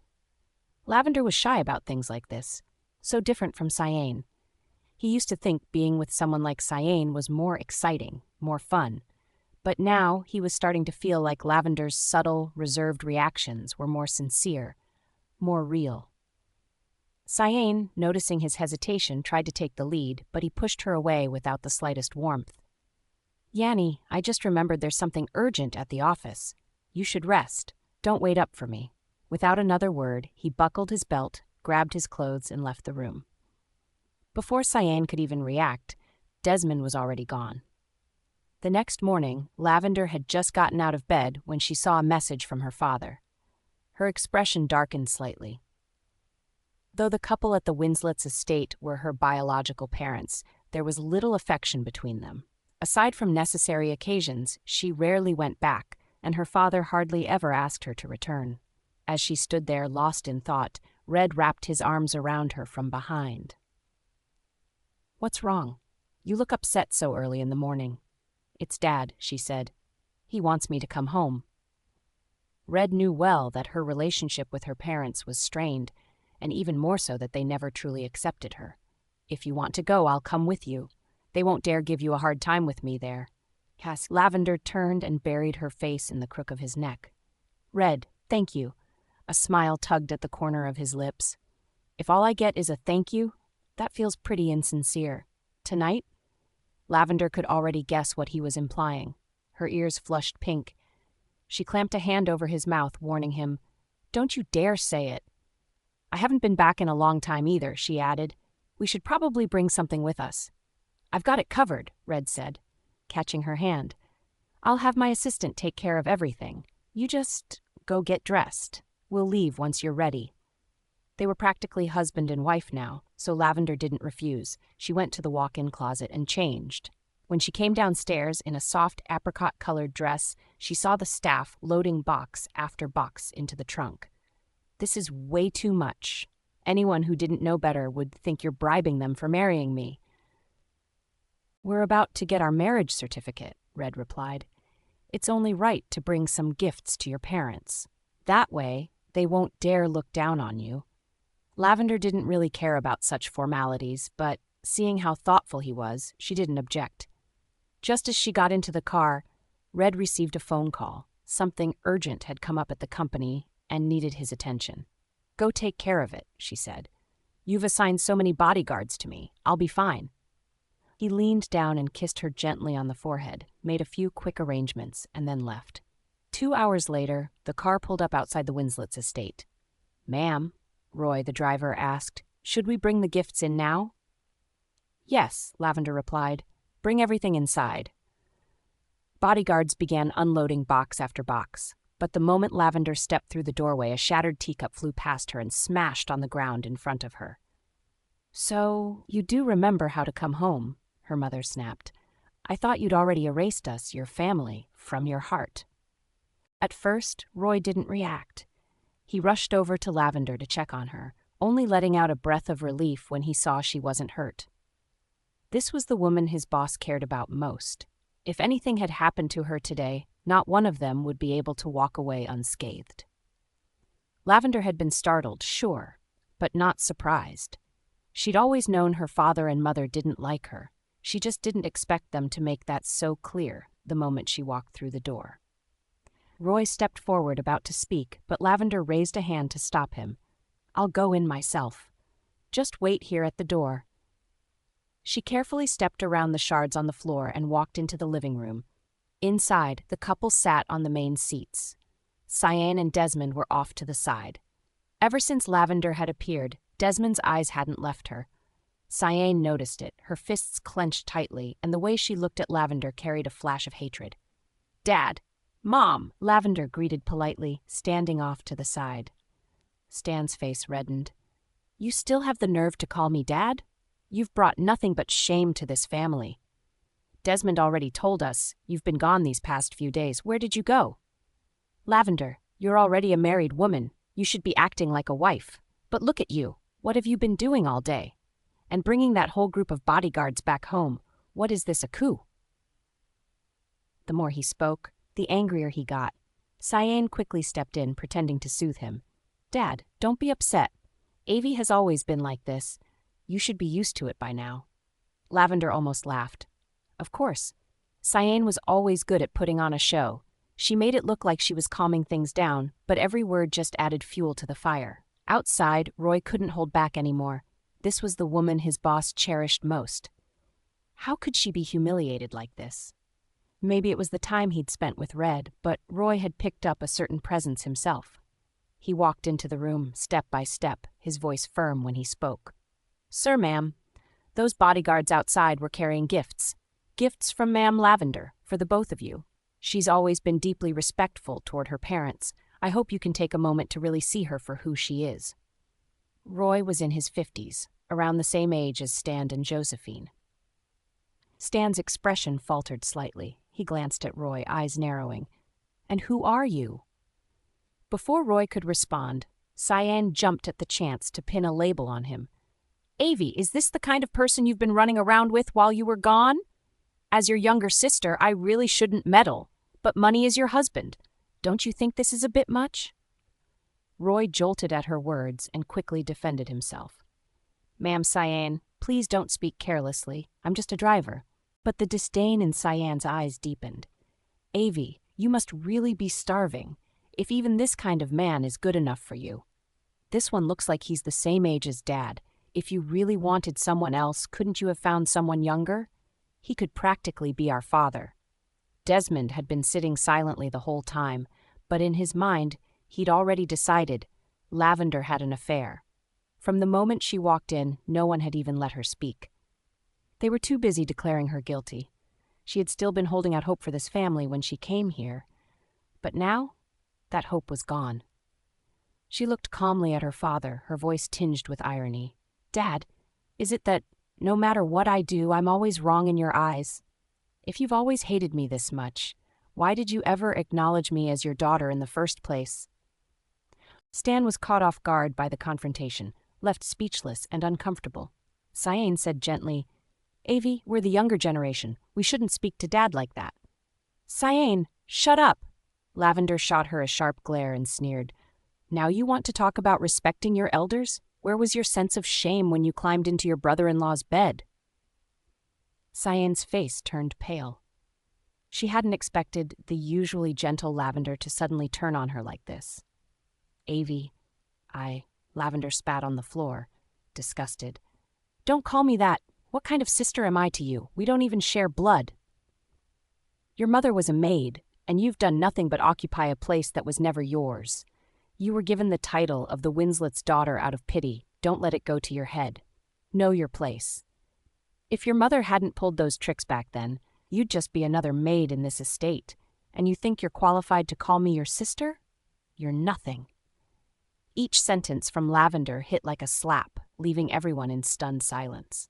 Was this really the timid Lavender they remembered? She had always been nearly invisible in the Winslets. Even the staff barely acknowledged her because she was so easy to push around. But now, it was like she had become a different person. Even Desmond found her unfamiliar. But in a way, he liked it. The old Lavender had always been meek around him, never dressed up, and frankly was boring. But now she radiated a presence he couldn't ignore. He stood up, almost without thinking, and walked toward her. "Avi, Before he could touch her, Lavender slapped his hand away coldly. Her eyes were icy. "Desmond, don't touch me with those filthy hands of yours. There are so many women in the world. You just had to sleep with Cyane. Were you trying to disgust me?" Desmond instinctively tried to explain. "Avi, no, it wasn't like that. She came to me. Cyane had already lost all her dignity. With Stan and Josephine watching, she couldn't let things get worse. "Mundy, what are you even saying?" Desmond snapped back to reality, shocked by his own words. Wasn't Cyane the one he cared about most? What he just said could ruin her completely. Watching him falter between two women, Lavender's smirk turned even colder. She must have been blind back then to ever think someone like him had saved her. Josephine's voice cut through the tension, cold and accusing. "Lavender, what do you mean by that? What do you mean Yanni slept with her brother-in-law?" Lavender spoke clearly, enunciating every word. "Your precious Yanni seduced my husband the moment she got back from Paris. Oh wait, my ex-husband, I should say. Betray me once, and I won't give you a second chance. Since Cyane likes trash like him so much, I'm happy to let you all have him." Desmond's face reddened while Cyane was too ashamed to even lift her head. Josephine looked stunned at first, but seeing Cyane crying, her heart softened. Cyane knelt on the floor, tears streaming down her face like a tragic heroine. Anyone unaware of the truth might think Lavender was the one bullying her. "Mom, Dad, I'm sorry. I've embarrassed you, but I can't forget Mundy." Josephine swallowed the harsh words she'd been about to say. All that remained was a helpless sigh. "Oh, sweetie, how could you be so foolish?" Josephine turned to Lavender, her voice strained. "Lavender, I know this was your sister's fault and she's young and impulsive, but you're the older one. Can't you just let it go? We're a family. Do we really need to air all this out like this?" Lavender had already expected that her parents wouldn't stand up for her, but she never imagined they'd stoop this low. "Oh, she's just young and doesn't know any better? Really? Cyane was born just a few hours after me. Does that make her a child and me an adult who's supposed to forgive everything she does?" "Mom, we're both women. If you think what she did is forgivable, then I sincerely hope life pays you back with the same kindness." Just a few words. And Lavender had already ignited her parents' fury. Stan snapped. "Enough. What's done is done. There's no point arguing over who's right or wrong now. Lavender, I'll give you one more chance. Cut ties with that old man next to you. Come home with Desmond and live properly. We can pretend none of this ever happened. And you can still be Daddy's good girl." Once upon a time, Lavender might have wanted to be that. Now, the words just made her stomach turn. She felt sick. "Dad, your good daughter has always been Cyane. The whole Winslets clearly adore her. I won't get in your way anymore. If I'm so unwelcome here, then from now on I'm cutting ties with this family. From now on, we're strangers. I'm no longer your daughter, and you're no longer my parents." The room fell silent. No one expected her to actually sever ties. Desmond grabbed her arm, trying to reason with her. "Avi, I know you're angry, but don't be impulsive. You've always relied on your parents, and after marriage, you relied on me. Without us, how are you going to survive?" She gave his hand a disgusted glance, then yanked her arm free, wiping where he touched her with a tissue until her skin turned red. "Desmond, stop putting yourself on a pedestal. Everything I've worn, everything I've eaten, I earned with my own 2 hands. Without any of you, I'll live even better." "You? Cheaters like you deserve to be hit by a car the moment you step outside." Stunned, Desmond sneered. "Avi, I really underestimated you. You married me 3 years ago. Whether this marriage ends or not is not for you to decide. I don't care where you've been these past few days or who you've been with. We can pretend it didn't happen, but from now on you're mine again." Lavender's heart froze. He was out of his mind. "You're crazy." She struggled to pull away, but he was stronger, and she couldn't break free. Roy started to step forward, but the Winslets' bodyguard suddenly blocked him. Desmond turned to Lavender's parents. "Dad, Mom, sorry for the trouble today. I'll be taking Avi home now." "Desmond, we're divorced. This is illegal detainment. I can sue you." He was always known for being calm and composed. This was the first time he showed this side of himself. But her parents were still fuming from her earlier declaration. "Let him take her," Stan said coldly. "We haven't disciplined her properly over the years. Let him deal with her temper." Seeing that Lavender was about to be dragged away, Roy finally raised his voice. "Ma'am, Lavender is now Sir Roy Ralston's fiancée. If you go through with this, you're going against the entire Ralstons." But even though he revealed the truth, no one heard it. Desmond loosened his tie and used it to bind Lavender's restless wrists. Just when she felt completely hopeless, a gunshot shattered the air. Then came Desmond's cry of pain. Soon, he collapsed. He flung Lavender aside in agony, but before she could fall, Red caught her firmly in his arms. "The Hacketts dare try and steal from me? Today, I'm only taking your leg. Next time, dare again, and I'll take your life." "Red, you're here." Lavender's wrist was marked by the loosened tie, and the moment she saw Red, she threw herself into his arms. For the past 25 years, she'd had no one to rely on, but starting today, she did. Red was the one person she could count on for the rest of her life. "I'm here," Red said, his voice low and steady. "No one can hurt you now." On the floor, Desmond's leg had been shattered. Blood was pouring out, and he was in too much pain to even scream for help. Dad and Josephine had just come to their senses and recognized the man now standing before them. "Mr. Ralston, you and Lavender, what's going on?" Stan stammered. Even a seasoned businessman like Stan, who'd navigated cutthroat markets for decades, was visibly intimidated. Red had a ruthless reputation. In the business world, he was known as the living devil, merciless and cold-blooded. Even members of his own family weren't spared if they crossed a line. He stepped forward, shielding Lavender behind him. His sharp gaze narrowed. "Lavender is my fiancée. She came here today to visit her parents. I wasn't gone long, and look at what she had to endure in that time." He looked around the room, his voice dangerously calm. "So tell me, should I hold the Winslets accountable for this? Or the Hacketts?" As soon as the words left his mouth, he raised his foot and pressed it down, right on Desmond's open wound. The room was filled with Desmond's tortured cries. "Mr. Ralston, please." Lavender flinched at the sound, her brows furrowed. She tugged at Red's sleeve. "He's not worth it. Don't get blood on your hands for someone like him." Red let out a quiet and retracted his foot, glancing down at Desmond with contempt. Meanwhile, Cyan stood there frozen. She'd gone after Desmond to climb higher, to live a better life. And now Lavender had turned around and found someone even more powerful? Why? Why is she always the lucky one? "Mr. Ralston, I'm guessing you don't know my sister all that well," Cyan said through clenched teeth. "She's been in love with Mundy since we were kids. Are you sure she's with you out of love, and not just to get back at him?" Jealousy was universal, especially in a man like Red, who stood above the rest, and Cyan was banking on that. Afraid her words might not be enough to shake him, She dragged the rest of the family into it. "Mom, Dad, you've always known how obsessed she was with him. Tell him I'm not lying." Josephine's expression froze before she nodded hesitantly. Yes. Lavender did have feelings for Desmond when she was younger. We all knew it." The look in Red's eyes darkened noticeably. Cyane thought she'd struck a nerve. Smirking, she continued, "Avi, I know you're upset about what happened between me and Mondi, but that doesn't mean you can play with another man's feelings." "Mr. Ralston, my sister probably didn't mean any harm. For the Winslets' sake, please don't take it to heart," Stan added, putting on his stern fatherly voice. "Lavender, apologize to Mr. Ralston right now. Are you trying to bring down the entire Winslets?" In his eyes, Lavender had clearly manipulated Red's feelings. Now that the truth was out, she needed to apologize before things got worse. But the chill in Red's aura only deepened.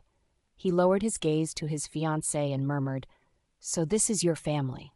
Lavender swallowed her pain, her eyes guarded. This kind of family, she should have cut ties a long time ago. "I'm sorry you had to witness this mess," she said quietly. "This is the kind of home I come from. Even my own parents don't like me. I guess that makes me a failure." Hearing her words, both of her parents felt a jolt of guilt, because the truth was, Lavender was their only daughter. But her quiet, restrained personality had never won them over. Cyane, on the other hand, always knew how to please them and manipulate them, and bit by bit they had grown colder and colder toward their real daughter. Josephine frowned, unable to hold back. "Lavender, we—" But before Josephine could finish speaking, Red pulled Lavender into his arms and said, "If you don't want to acknowledge parents like that, then cut ties. Simple as that." Cutting off family is seen by many as an unforgivable act. After all, your parents gave you life. No matter how many mistakes they've made, children aren't supposed to say such things. When Lavender had tried to sever ties with her family earlier, Red hadn't been there. But now, seeing how deeply she'd been wronged, he backed her without hesitation. From childhood to now, no one had ever chosen Lavender so firmly, so unquestionably. Stan's expression stiffened. "Mr. Ralston, with all due respect, this is a private family matter. She's my fiancée now. Her business is my business. If she's being mistreated, then you're disrespecting me too." Roy didn't miss the chance to add fuel to the fire. "Sir, you weren't here earlier, but this entire family was ganging up on Ma'am Lavender. They even twisted the truth about my relationship with her. All that effort Ma'am Lavender put into preparing those gifts for them, what a waste. This family doesn't deserve any of it." No one had anything to say to defend themselves. Desmond had already collapsed from blood loss, unconscious on the floor. But at this point, the Winslet couple could barely keep themselves afloat, much less worry about him. "Well, since they clearly don't value it, take everything back," Red ordered. "Yes, sir," Roy replied. Before they left, Roy deliberately stood at the door and read aloud everything that had been in the gift boxes. "Tsk, what a shame. Some people just aren't meant to enjoy gifts like this. This is 10 billion cash, this is 10 luxury homes, 10 top-of-the-line supercars, and a variety of priceless treasures. Let's take them all." Stan's face turned blotchy red and green. Yes, the Shens had money, but in the world of the wealthy elite, they'd only just stepped into the door. And what Red had gifted them? It was worth nearly their entire family fortune. "Mr. Ralston, this is clearly a misunderstanding. Lavender is our biological daughter. Why wouldn't we love her?" Stan said, trying to salvage the situation. "She's flesh of our flesh, tied to us by blood. Surely this doesn't have to escalate to cutting ties over a simple disagreement." But Red's expression remained cold. The warmth Stan was trying to show was met with an icy wall. Still unwilling to give up, Stan stepped toward Lavender and said softly, "Lavender, I know you've misunderstood us over the years, but in the end—" But Lavender lifted her gaze and met her father's eyes, her voice calm and unwavering. "If you want my forgiveness, there's one condition. Cyane has to leave this family." Just seconds ago, Stan had been all about reconciliation. Now his face darkened. "You really can't tolerate Yanni," he said, his tone heavy. "You want me to accept the woman who wrecked my marriage?" Lavender raised a brow. "Do you not hear how absurd that sounds? So what's your decision?" Her eyes flicked from her father to her mother. They both looked pained, caught in the middle, yet unwilling to act. Lavender had already guessed what their choice would be. A faint, emotionless smile tugged at her lips.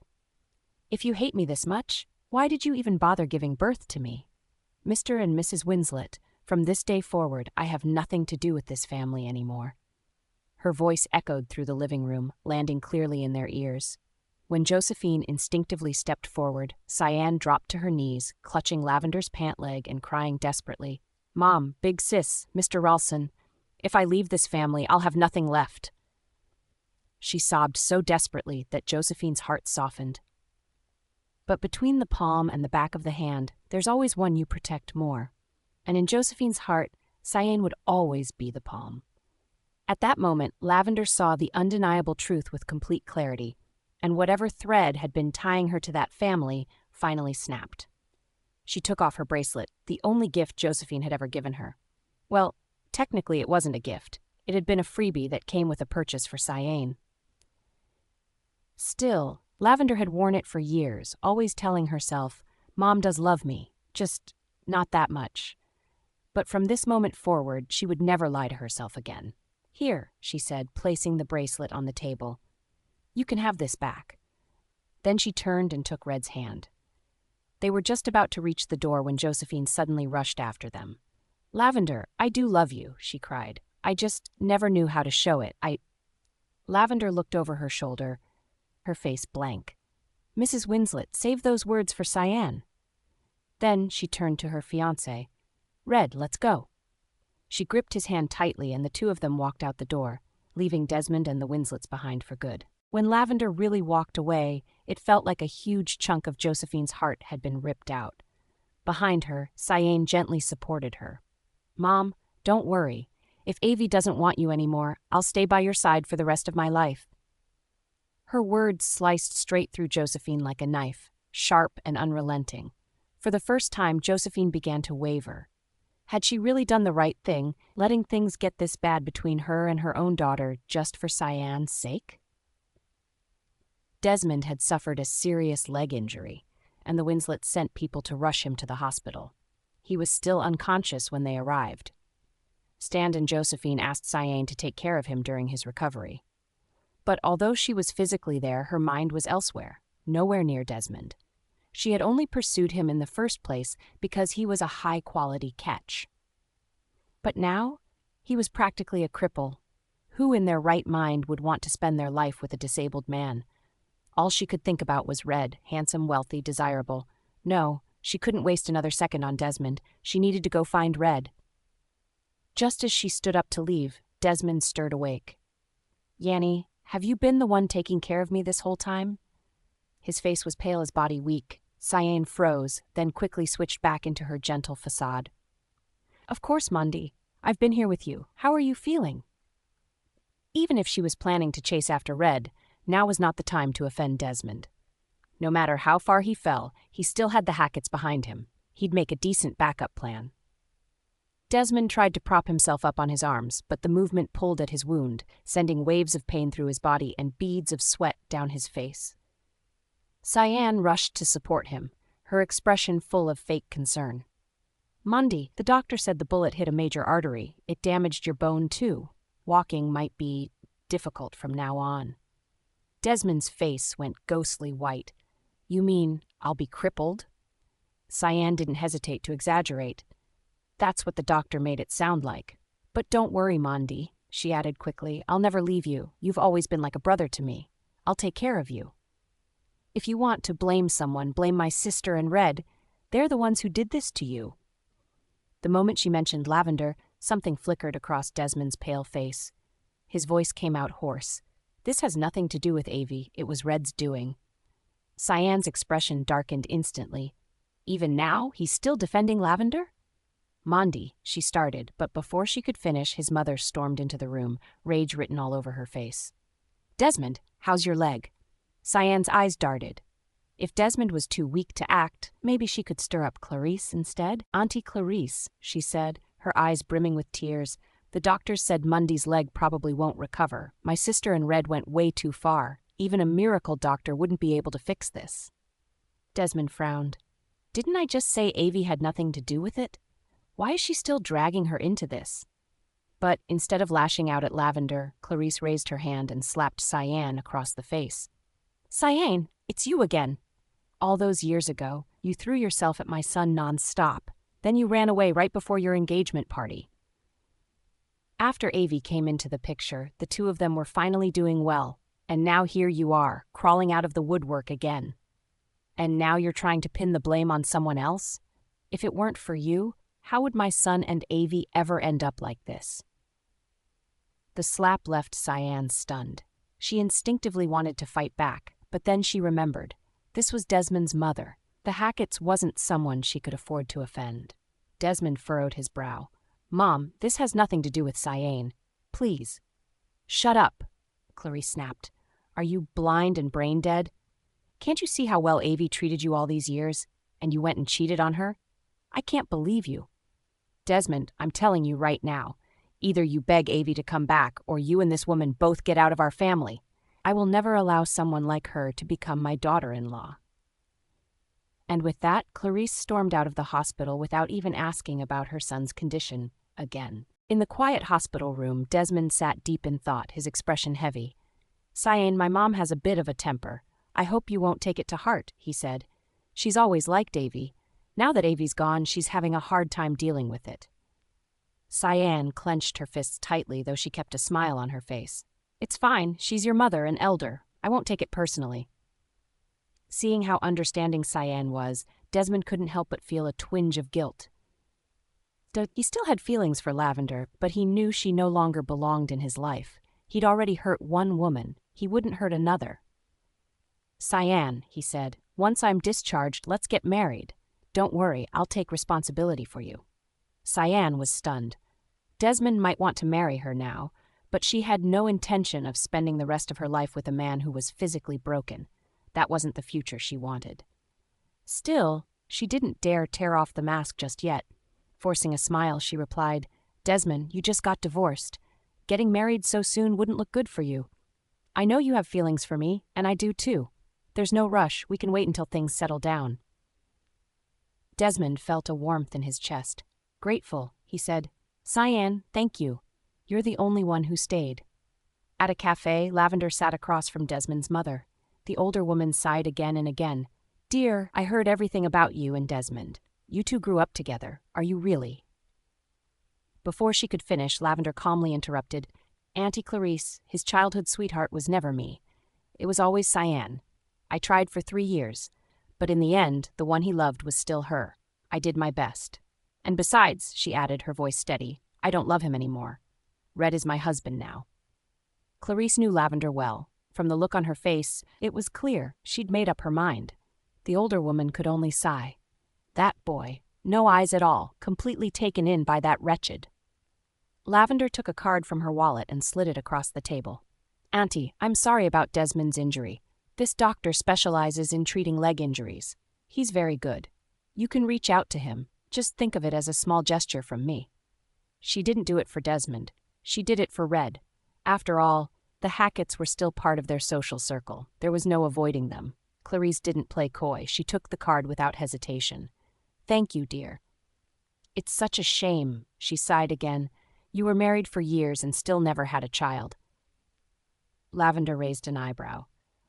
"Didn't Desmond tell you? I was pregnant just a month ago. I lost the baby." It was like lightning struck Clarice. What do you mean? Oh, sweet child, could that happen to you?" Lavender briefly explained the circumstances. When she was done, the older woman trembled with rage. "Cyan, it's her again. Even if you'll never be with Desmond again, I swear, I'll never let that woman set foot in my family." "Avi, dear, Desmond wronged you these past few years. If you ever need anything, don't hesitate to ask me." This would likely be their last private meeting, but Lavender still nodded politely. Clarice stormed out of the cafe, fuming with anger. Just as she left, Lavender said one last message.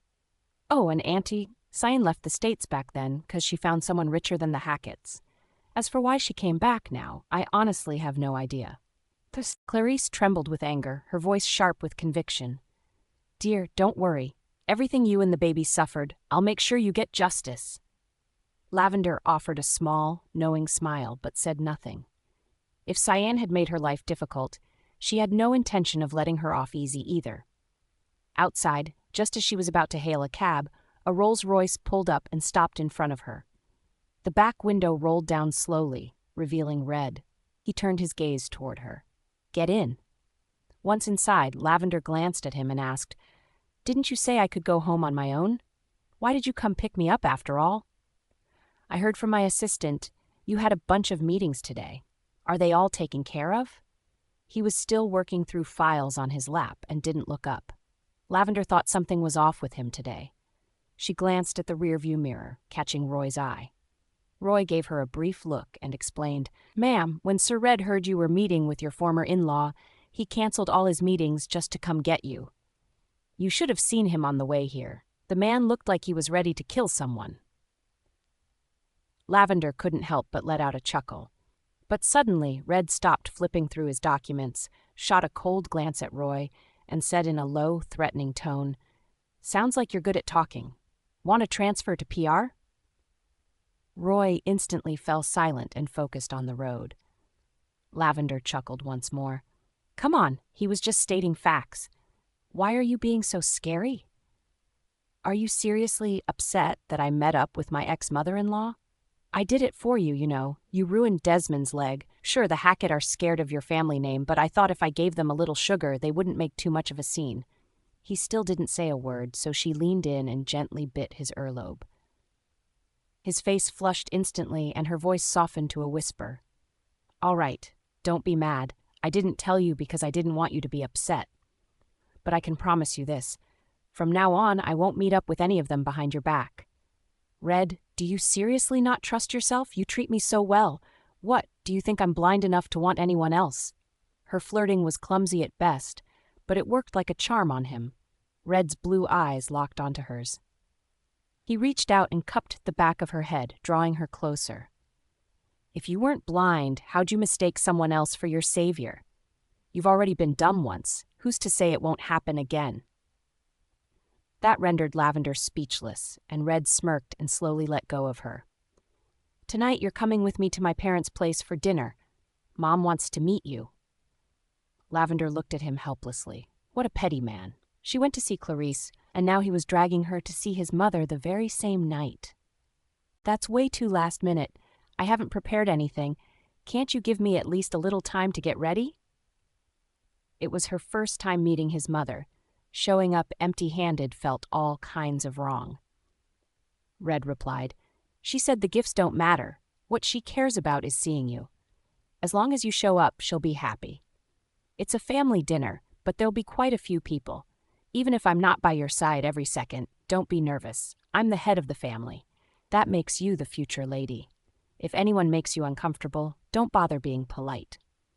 His words warmed something deep in Lavender's chest. 3 years ago, when she married into the Hacketts, she'd attended a similar family dinner. As they left the villa, Desmond told her coldly, "Plenty of elders will be there tonight. You're representing me. Don't embarrass me. You're the younger generation in the Hacketts. Whatever the elders say, just listen. Don't talk back." She had endured so much in that family. But now, in the Ralstons, Red gave her the one thing she never had before: respect, plus the kind of safety she didn't even realize she needed. 2 hours later, the car pulled into a mountain estate. The ornate iron gates creaked open, revealing a driveway lit as bright as day. Lavender had always known the Ralstons were elite, but not this elite. Rumors said the family's wealth rivaled that of States, and now she knew those weren't exaggerations. The car stopped outside an estate. Red stepped out first and offered his arm. Lavender took it, exhaling deeply as she looped her arm through his. A dozen uniformed staff came out to greet them. Mr. and Mrs. Ralston. It was her first time in a setting like this. She couldn't help but feel uneasy, her steps instinctively retreating just slightly. Red gently wrapped an arm around her waist. "Don't be nervous. You're practically the lady of this house. Just relax." He led her inside. Though it was technically a family dinner, the living room was glowing with crystal lights and elegance. The chandelier bathed the space in brilliance, and there were already guests scattered around in quiet clusters. The moment they stepped into the estate, all eyes shifted to Lavender. Mr. and Mrs. Ralston. Everyone they passed lowered their heads in respect. Lavender leaned toward Red and whispered, "But we haven't even gotten our marriage certificate yet. Isn't it a bit early for them to call me that way?" Red gave a small smile. "It's only a matter of time." The living room was massive, at least 10 times bigger than the Winslets' villa. Just walking across it took a few minutes, and since she was in heels, her pace slowed even more. At the far end of the room, a regal-looking woman sat surrounded by other women, the center of attention like the moon among stars. Red did something rare. He lowered his head slightly. "Mom?" The elegant woman looked up slowly, her expression unreadable as she studied the woman next to her son. "So this is Lavender? The eldest daughter of the Winslets?" Red answered casually, "And your daughter-in-law." Cressida shot her son a look, then turned her attention back to Lavender. "I heard you've cut ties with your family?" She said it in an even tone, neither warm nor cold. It was impossible to tell what she was really thinking. "Your parents gave birth to you and raised you, and now that you're grown, you cut them off completely? Aren't you afraid people will think poorly of you?" Lavender's palms were slightly clammy, but her voice stayed firm. "They gave birth to me, but they didn't raise me. There's no point keeping ties like that. And honestly, it's my life. I'm not here to live it according to other people's opinions." The room went completely still. Years ago, Red had lost his father. Back then, relatives from the extended family had tried to take over their assets. Cressida held the line, all by herself. Half of what the Ralston Group was today, its success, its power, was because of her. So no matter how powerful Red was in the business world, when it came to his mother, he was always respectful. There was even a saying in their social circle, "Whatever status Red holds among men, Cressida holds among women." The silence now was tense and heavy. Then, unexpectedly, Cressida laughed.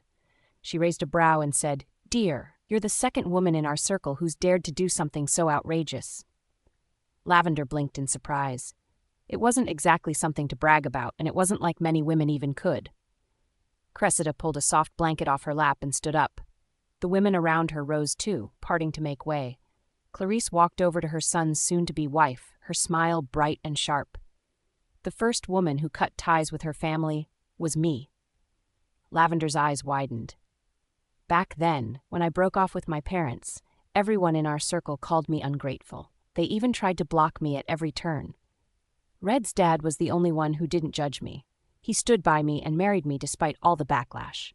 It's been over 20 years now, and my son has chosen a path just like his dad's."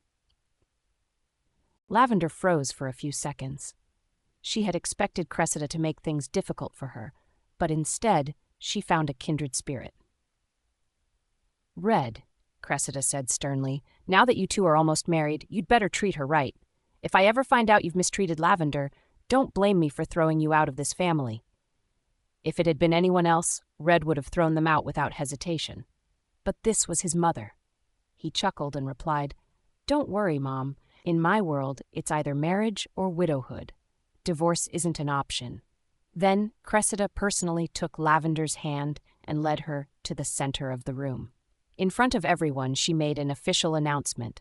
"From this day forward, Lavender is my daughter-in-law and the lady of the Raseltons. Everyone, show her the same respect you show me." With Cressida's full support, no one in the estate dared to look down on Lavender anymore. Cressida disliked noisy social events, so once she'd made her statement and secured Lavender's position, the older woman quietly left. The remaining guests were mostly distant relatives of the Red, all polite and respectful toward Lavender. The party didn't end until after 10 p.m. Since the estate was far from their own home, Lavender and Red decided to spend the night there. After showering, Lavender was just about to go downstairs for a glass of milk to help her sleep when a voice suddenly sopped up behind her, making her jump. "Avie!" Her arm went weak as she turned around, heart still racing, to see Beige grinning playfully. "Beige," she scolded gently, "you nearly scared me to death. It's late at night." Beige stuck out her tongue, mischievous. "Well, you were too busy earlier. We didn't get a moment alone. Now that everyone's gone, I finally get to have a heart-to-heart with you." Lavender glanced at the clock. It was almost midnight. "Beige, whatever it is, let's talk tomorrow. It's really late, and you should rest too." She was just about to head back to her room when Beige caught her by the arm. "Wait, Avie, don't go just yet. This is important. It's about Cyan. The moment she heard that name, Avie paused. Her curiosity was piqued. What about her? Beige led her to a nearby couch. Once they were seated, she began speaking in a low voice. I've heard a bit about your story, how Cyan stole your place as your real parents' daughter and even tried to wreck your marriage. What a horrible woman. She deserves the worst. Actually, I met her once while I was in Paris. You wouldn't believe the kind of stuff she was up to. She was seeing this super wealthy guy, but it turned out he had a wife. When the girl found out, she chased Cyan down and tried to beat her up. After that, she went looking for her next sugar daddy. I even heard she had surgery to restore her virginity. Lavender was stunned. Her worldview felt like it had been turned upside down. She'd long suspected Cyan hadn't exactly been living a clean life outside the States, but Lavender never imagined it had sunk to this level. And then, well, Beige continued, Cyan's ambition knows no bounds. She only went after successful men. But the thing is, guys like that, they either just want to mess around or they already have families. At best, she was just someone's mistress. Maybe she got tired of playing around out there, so she came back home looking for someone dumb enough to settle down with her, and would you believe it, she actually found one. Seriously, Avie, was your ex-husband brain dead, letting go of someone like you for her? Just thinking about it made Beige shiver with disgust. She shook her head in disbelief. Meanwhile, Lavender let out a soft, bitter laugh.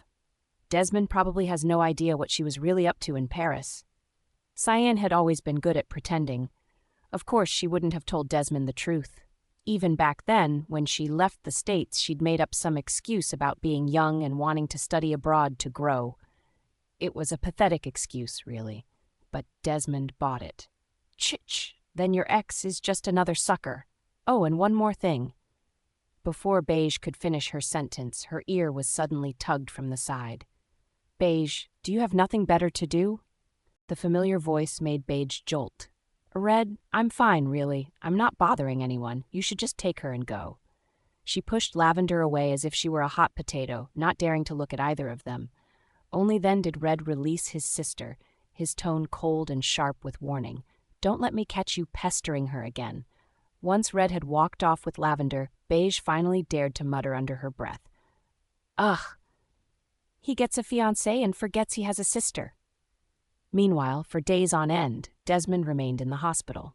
His mother kept insisting she was done with him, but behind the scenes, she was frantically contacting every renowned specialist she could find. Thanks to a contact from Lavender, she managed to secure an appointment with Todd Hallrith, a top orthopedic expert. In the hospital room sat Clarice, along with the Winslets, both parents and Cyan. Todd carefully reviewed every scan and report, then lightly tapped around the injury site with a small reflex hammer. Desmond immediately broke out in a cold sweat from the pain. Doctor, that hurts. Todd pulled back the hammer, adjusting his reading glasses calmly. Desmond, I can help you regain about half your function. You'll be able to walk normally without a cane, but there'll be a limp.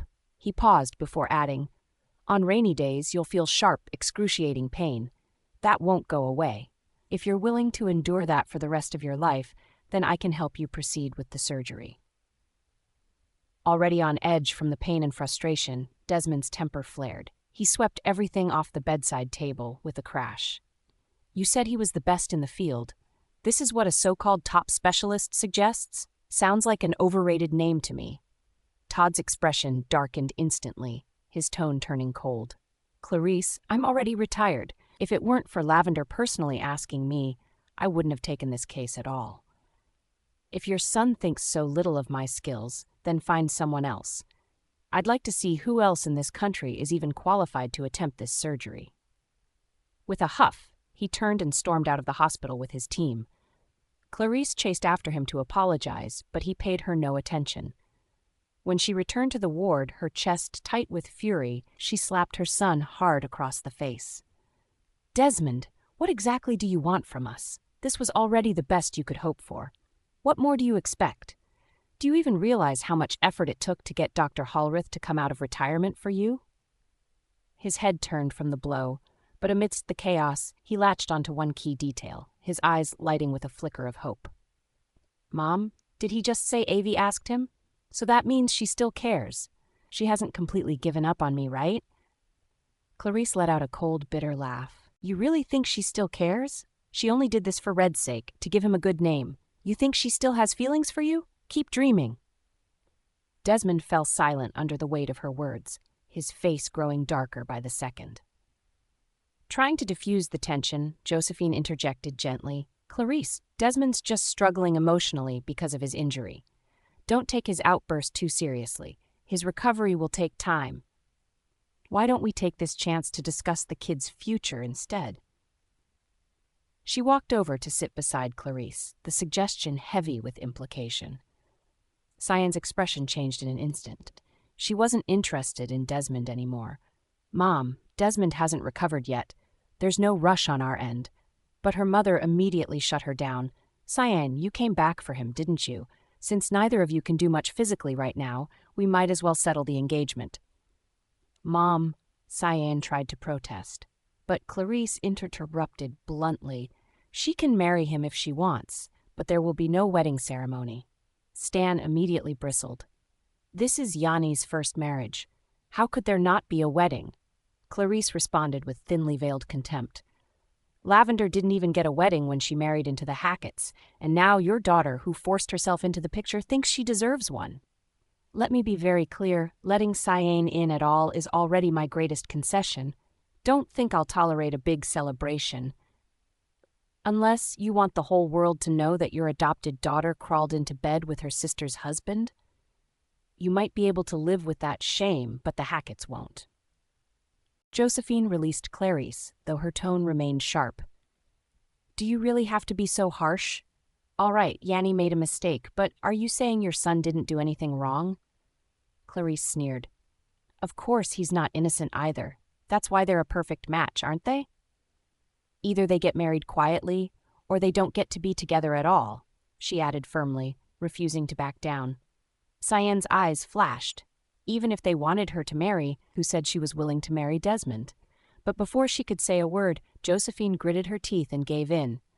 Fine, no wedding ceremony then. Clarice let out a cold laugh. Well, you've already gotten what you came for. Now leave. I don't want to see your whole family anywhere near me any longer. Stan had never been humiliated like this before. He gave a cold snort and left with Cyan. After they were gone, Desmond finally spoke up, his voice quiet. Mom, this wasn't Yanni's fault. Don't blame her like that. She doesn't deserve it. Clarice scoffed. Only an idiot like you would still believe her. Do you really think she's dying to marry you? I already had people look into her life in France. All those powerful men she was involved with, most of them were already married. And this, she's had her hymen restored more times than you've been to the hospital in your entire life. I've been smart my whole life. How did I end up raising such a fool? You like her so much? Fine then, be my guest. You're no saint either. You two deserve each other, locked in, for good. With that, she turned and left the hospital room. Desmond lay there frozen, his mind buzzing. He opened the thick envelope. Every photo inside shattered his assumptions. Cyan had always seemed so sweet and innocent around him, like a delicate flower. Sure, she'd be a little bolder when things got intimate, but he thought it was all for him. He thought she'd learned it to please him. Now he knew better. She wasn't inexperienced, she was a seasoned player. Desmond clenched the photos in his fist, his eyes burning with rage. Cyan, how dare you lie to me? I gave up Avi for someone like you. I won't let you off so easily. Meanwhile, Lavender had been busy preparing for her wedding these past few days. Red was planning a wedding of the century for her, sparing no expense, about $150 million. At first, Lavender wanted to decline. Switzerland felt too big, too extravagant. But even Cressida sided with him. Most women only get married once in their lives, she said. It shouldn't be something they have to settle for. Besides, Red's loved you for so many years. If you don't let him make this special, oh dear, he'll be heartbroken. In the end, Lavender agreed. Since she had already severed ties with the Winslets, there would be no one to walk her down the aisle. The thought weighed on her for days. On the day she went to try on wedding dresses with Beige, she received a call from her mother, pleading for help. Lavender hadn't intended to get involved with the Winslets again, but no matter how hard she tried, she couldn't bring herself to turn her back completely, not on the woman who gave her life. Beige, I need to go back to my parents' place. Let's pause the dress fitting for today. Beige grabbed her hand. Avi, after everything they've done to you, you don't owe them anything. Even if they're in trouble, it's not your responsibility to fix it. Lavender gave a wry smile. She gave birth to me. Just this once, I'll repay her for that. Beige frowned. Then I'm going with you. I don't feel safe letting you go alone. Okay. They quickly changed out of their gowns and had the bodyguards accompany them to the Winslets' place. It had only been a little over a month since Lavender last came home, but everything already felt different. The estate was filled with unfamiliar servants. A servant blocked her at the door. Who are you? Without Ma'am Cyan's permission, outsiders aren't allowed inside. Lavender's unease grew. Something was definitely off.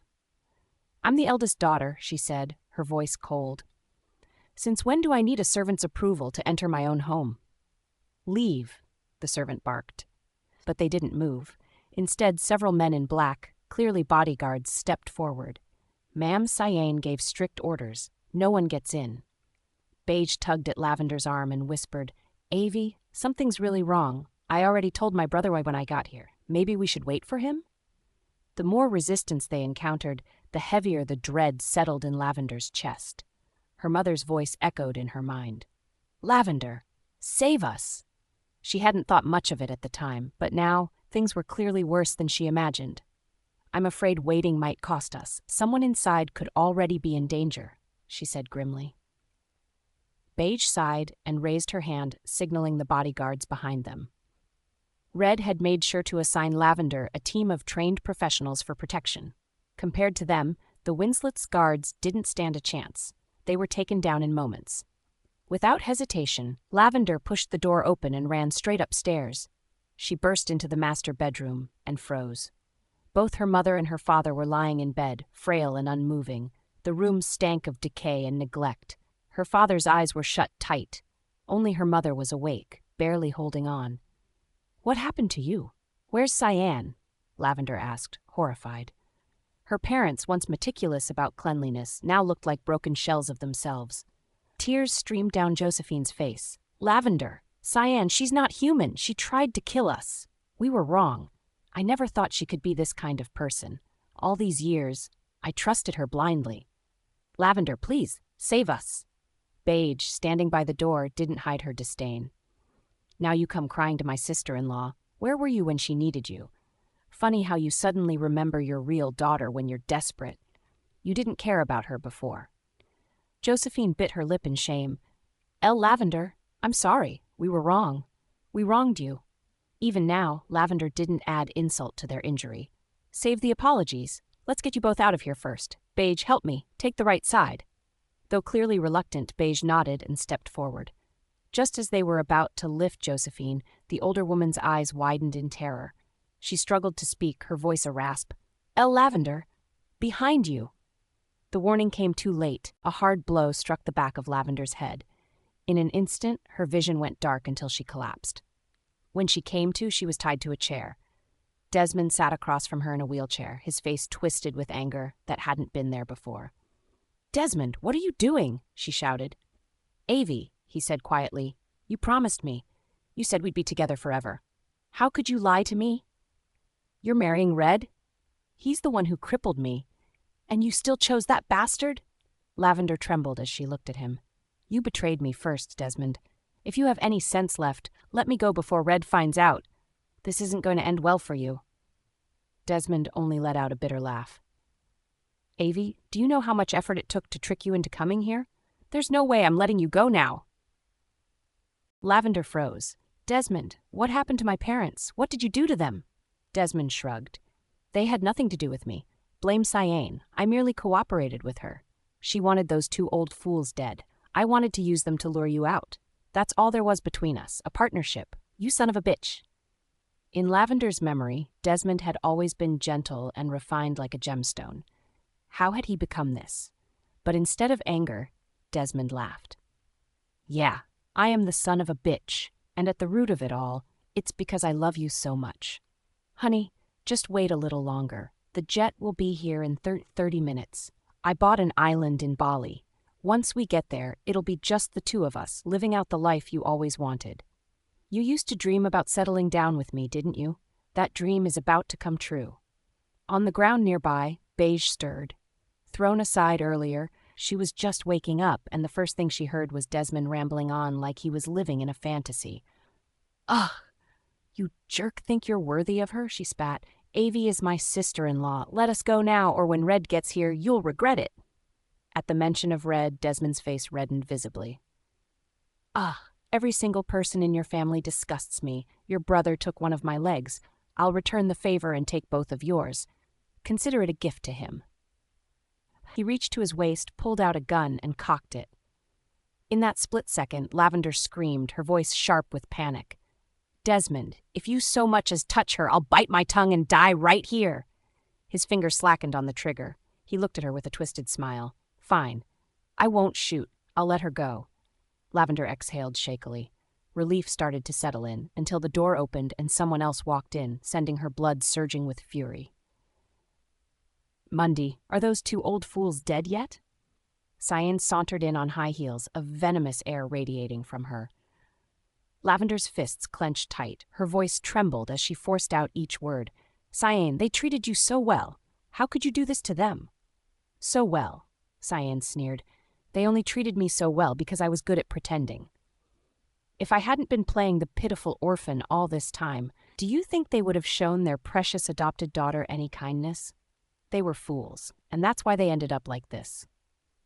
Honestly, out of respect for the past, I wasn't going to go this far.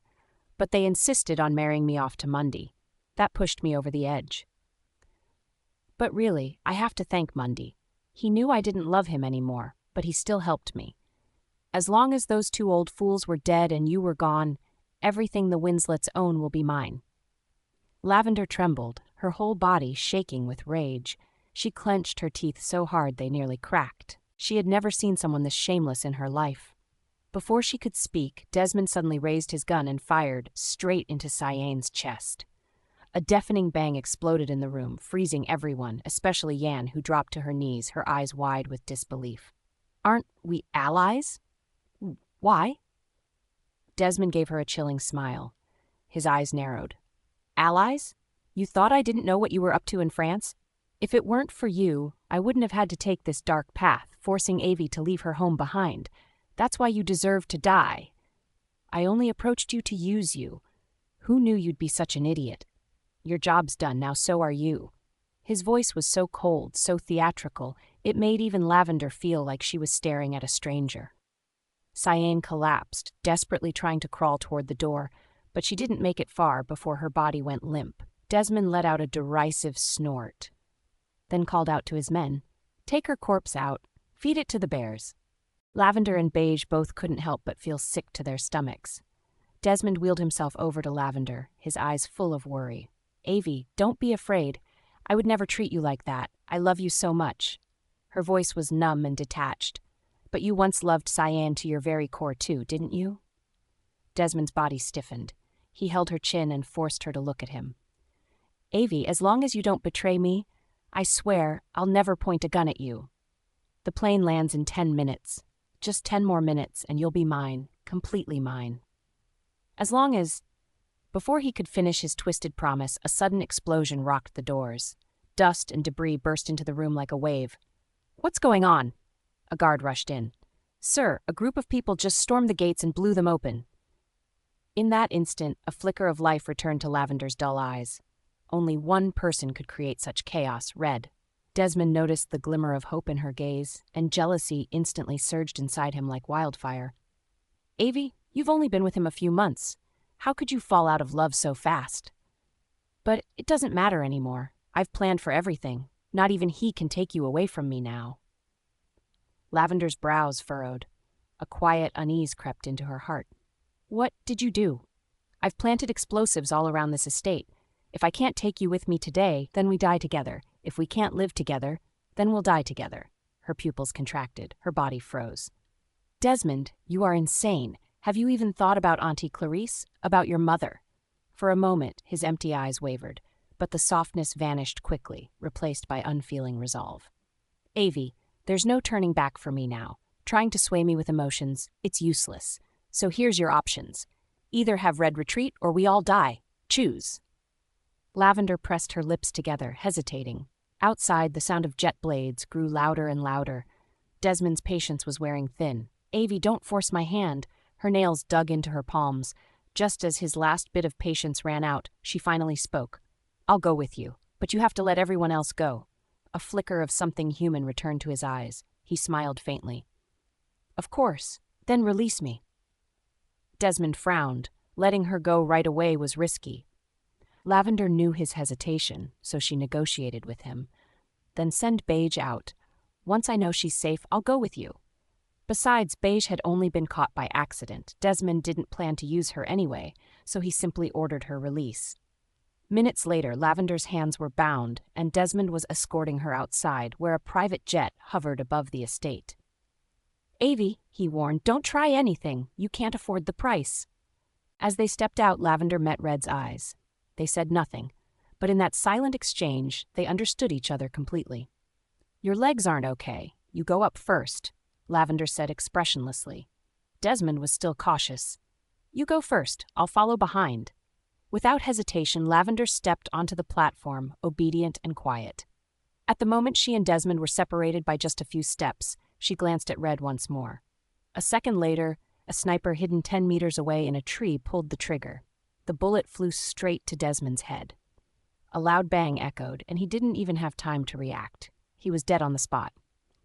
Red rushed to Lavender, wrapping his arms tightly around her. It's over. I've got you now. You're safe. The incident with Desmond caused a huge uproar. Even though he died, Hackett Holdings couldn't escape the fallout. By morning, they had announced bankruptcy. Meanwhile, in the hospital, Lavender had taken a blow to the head and suffered a mild concussion. Doctors recommended she stay admitted for observation.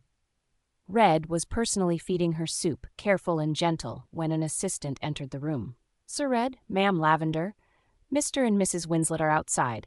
They wish to see you, ma'am. Red didn't answer for Lavender. Instead, he turned to look at her, who glanced toward the door and caught a glimpse of how her parents had aged dramatically after everything that happened. Tell them I won't see them, she instructed the assistant calmly. I've already paid them for giving me life. From now on, tell them. Stop trying to bother me. The assistant nodded and handed over a voice recorder. Ma'am, Mr. Hackett left this behind. He said it was for you. Lavender barely glanced at it. Her voice was flat and steady when she gave another instruction. Throw that away.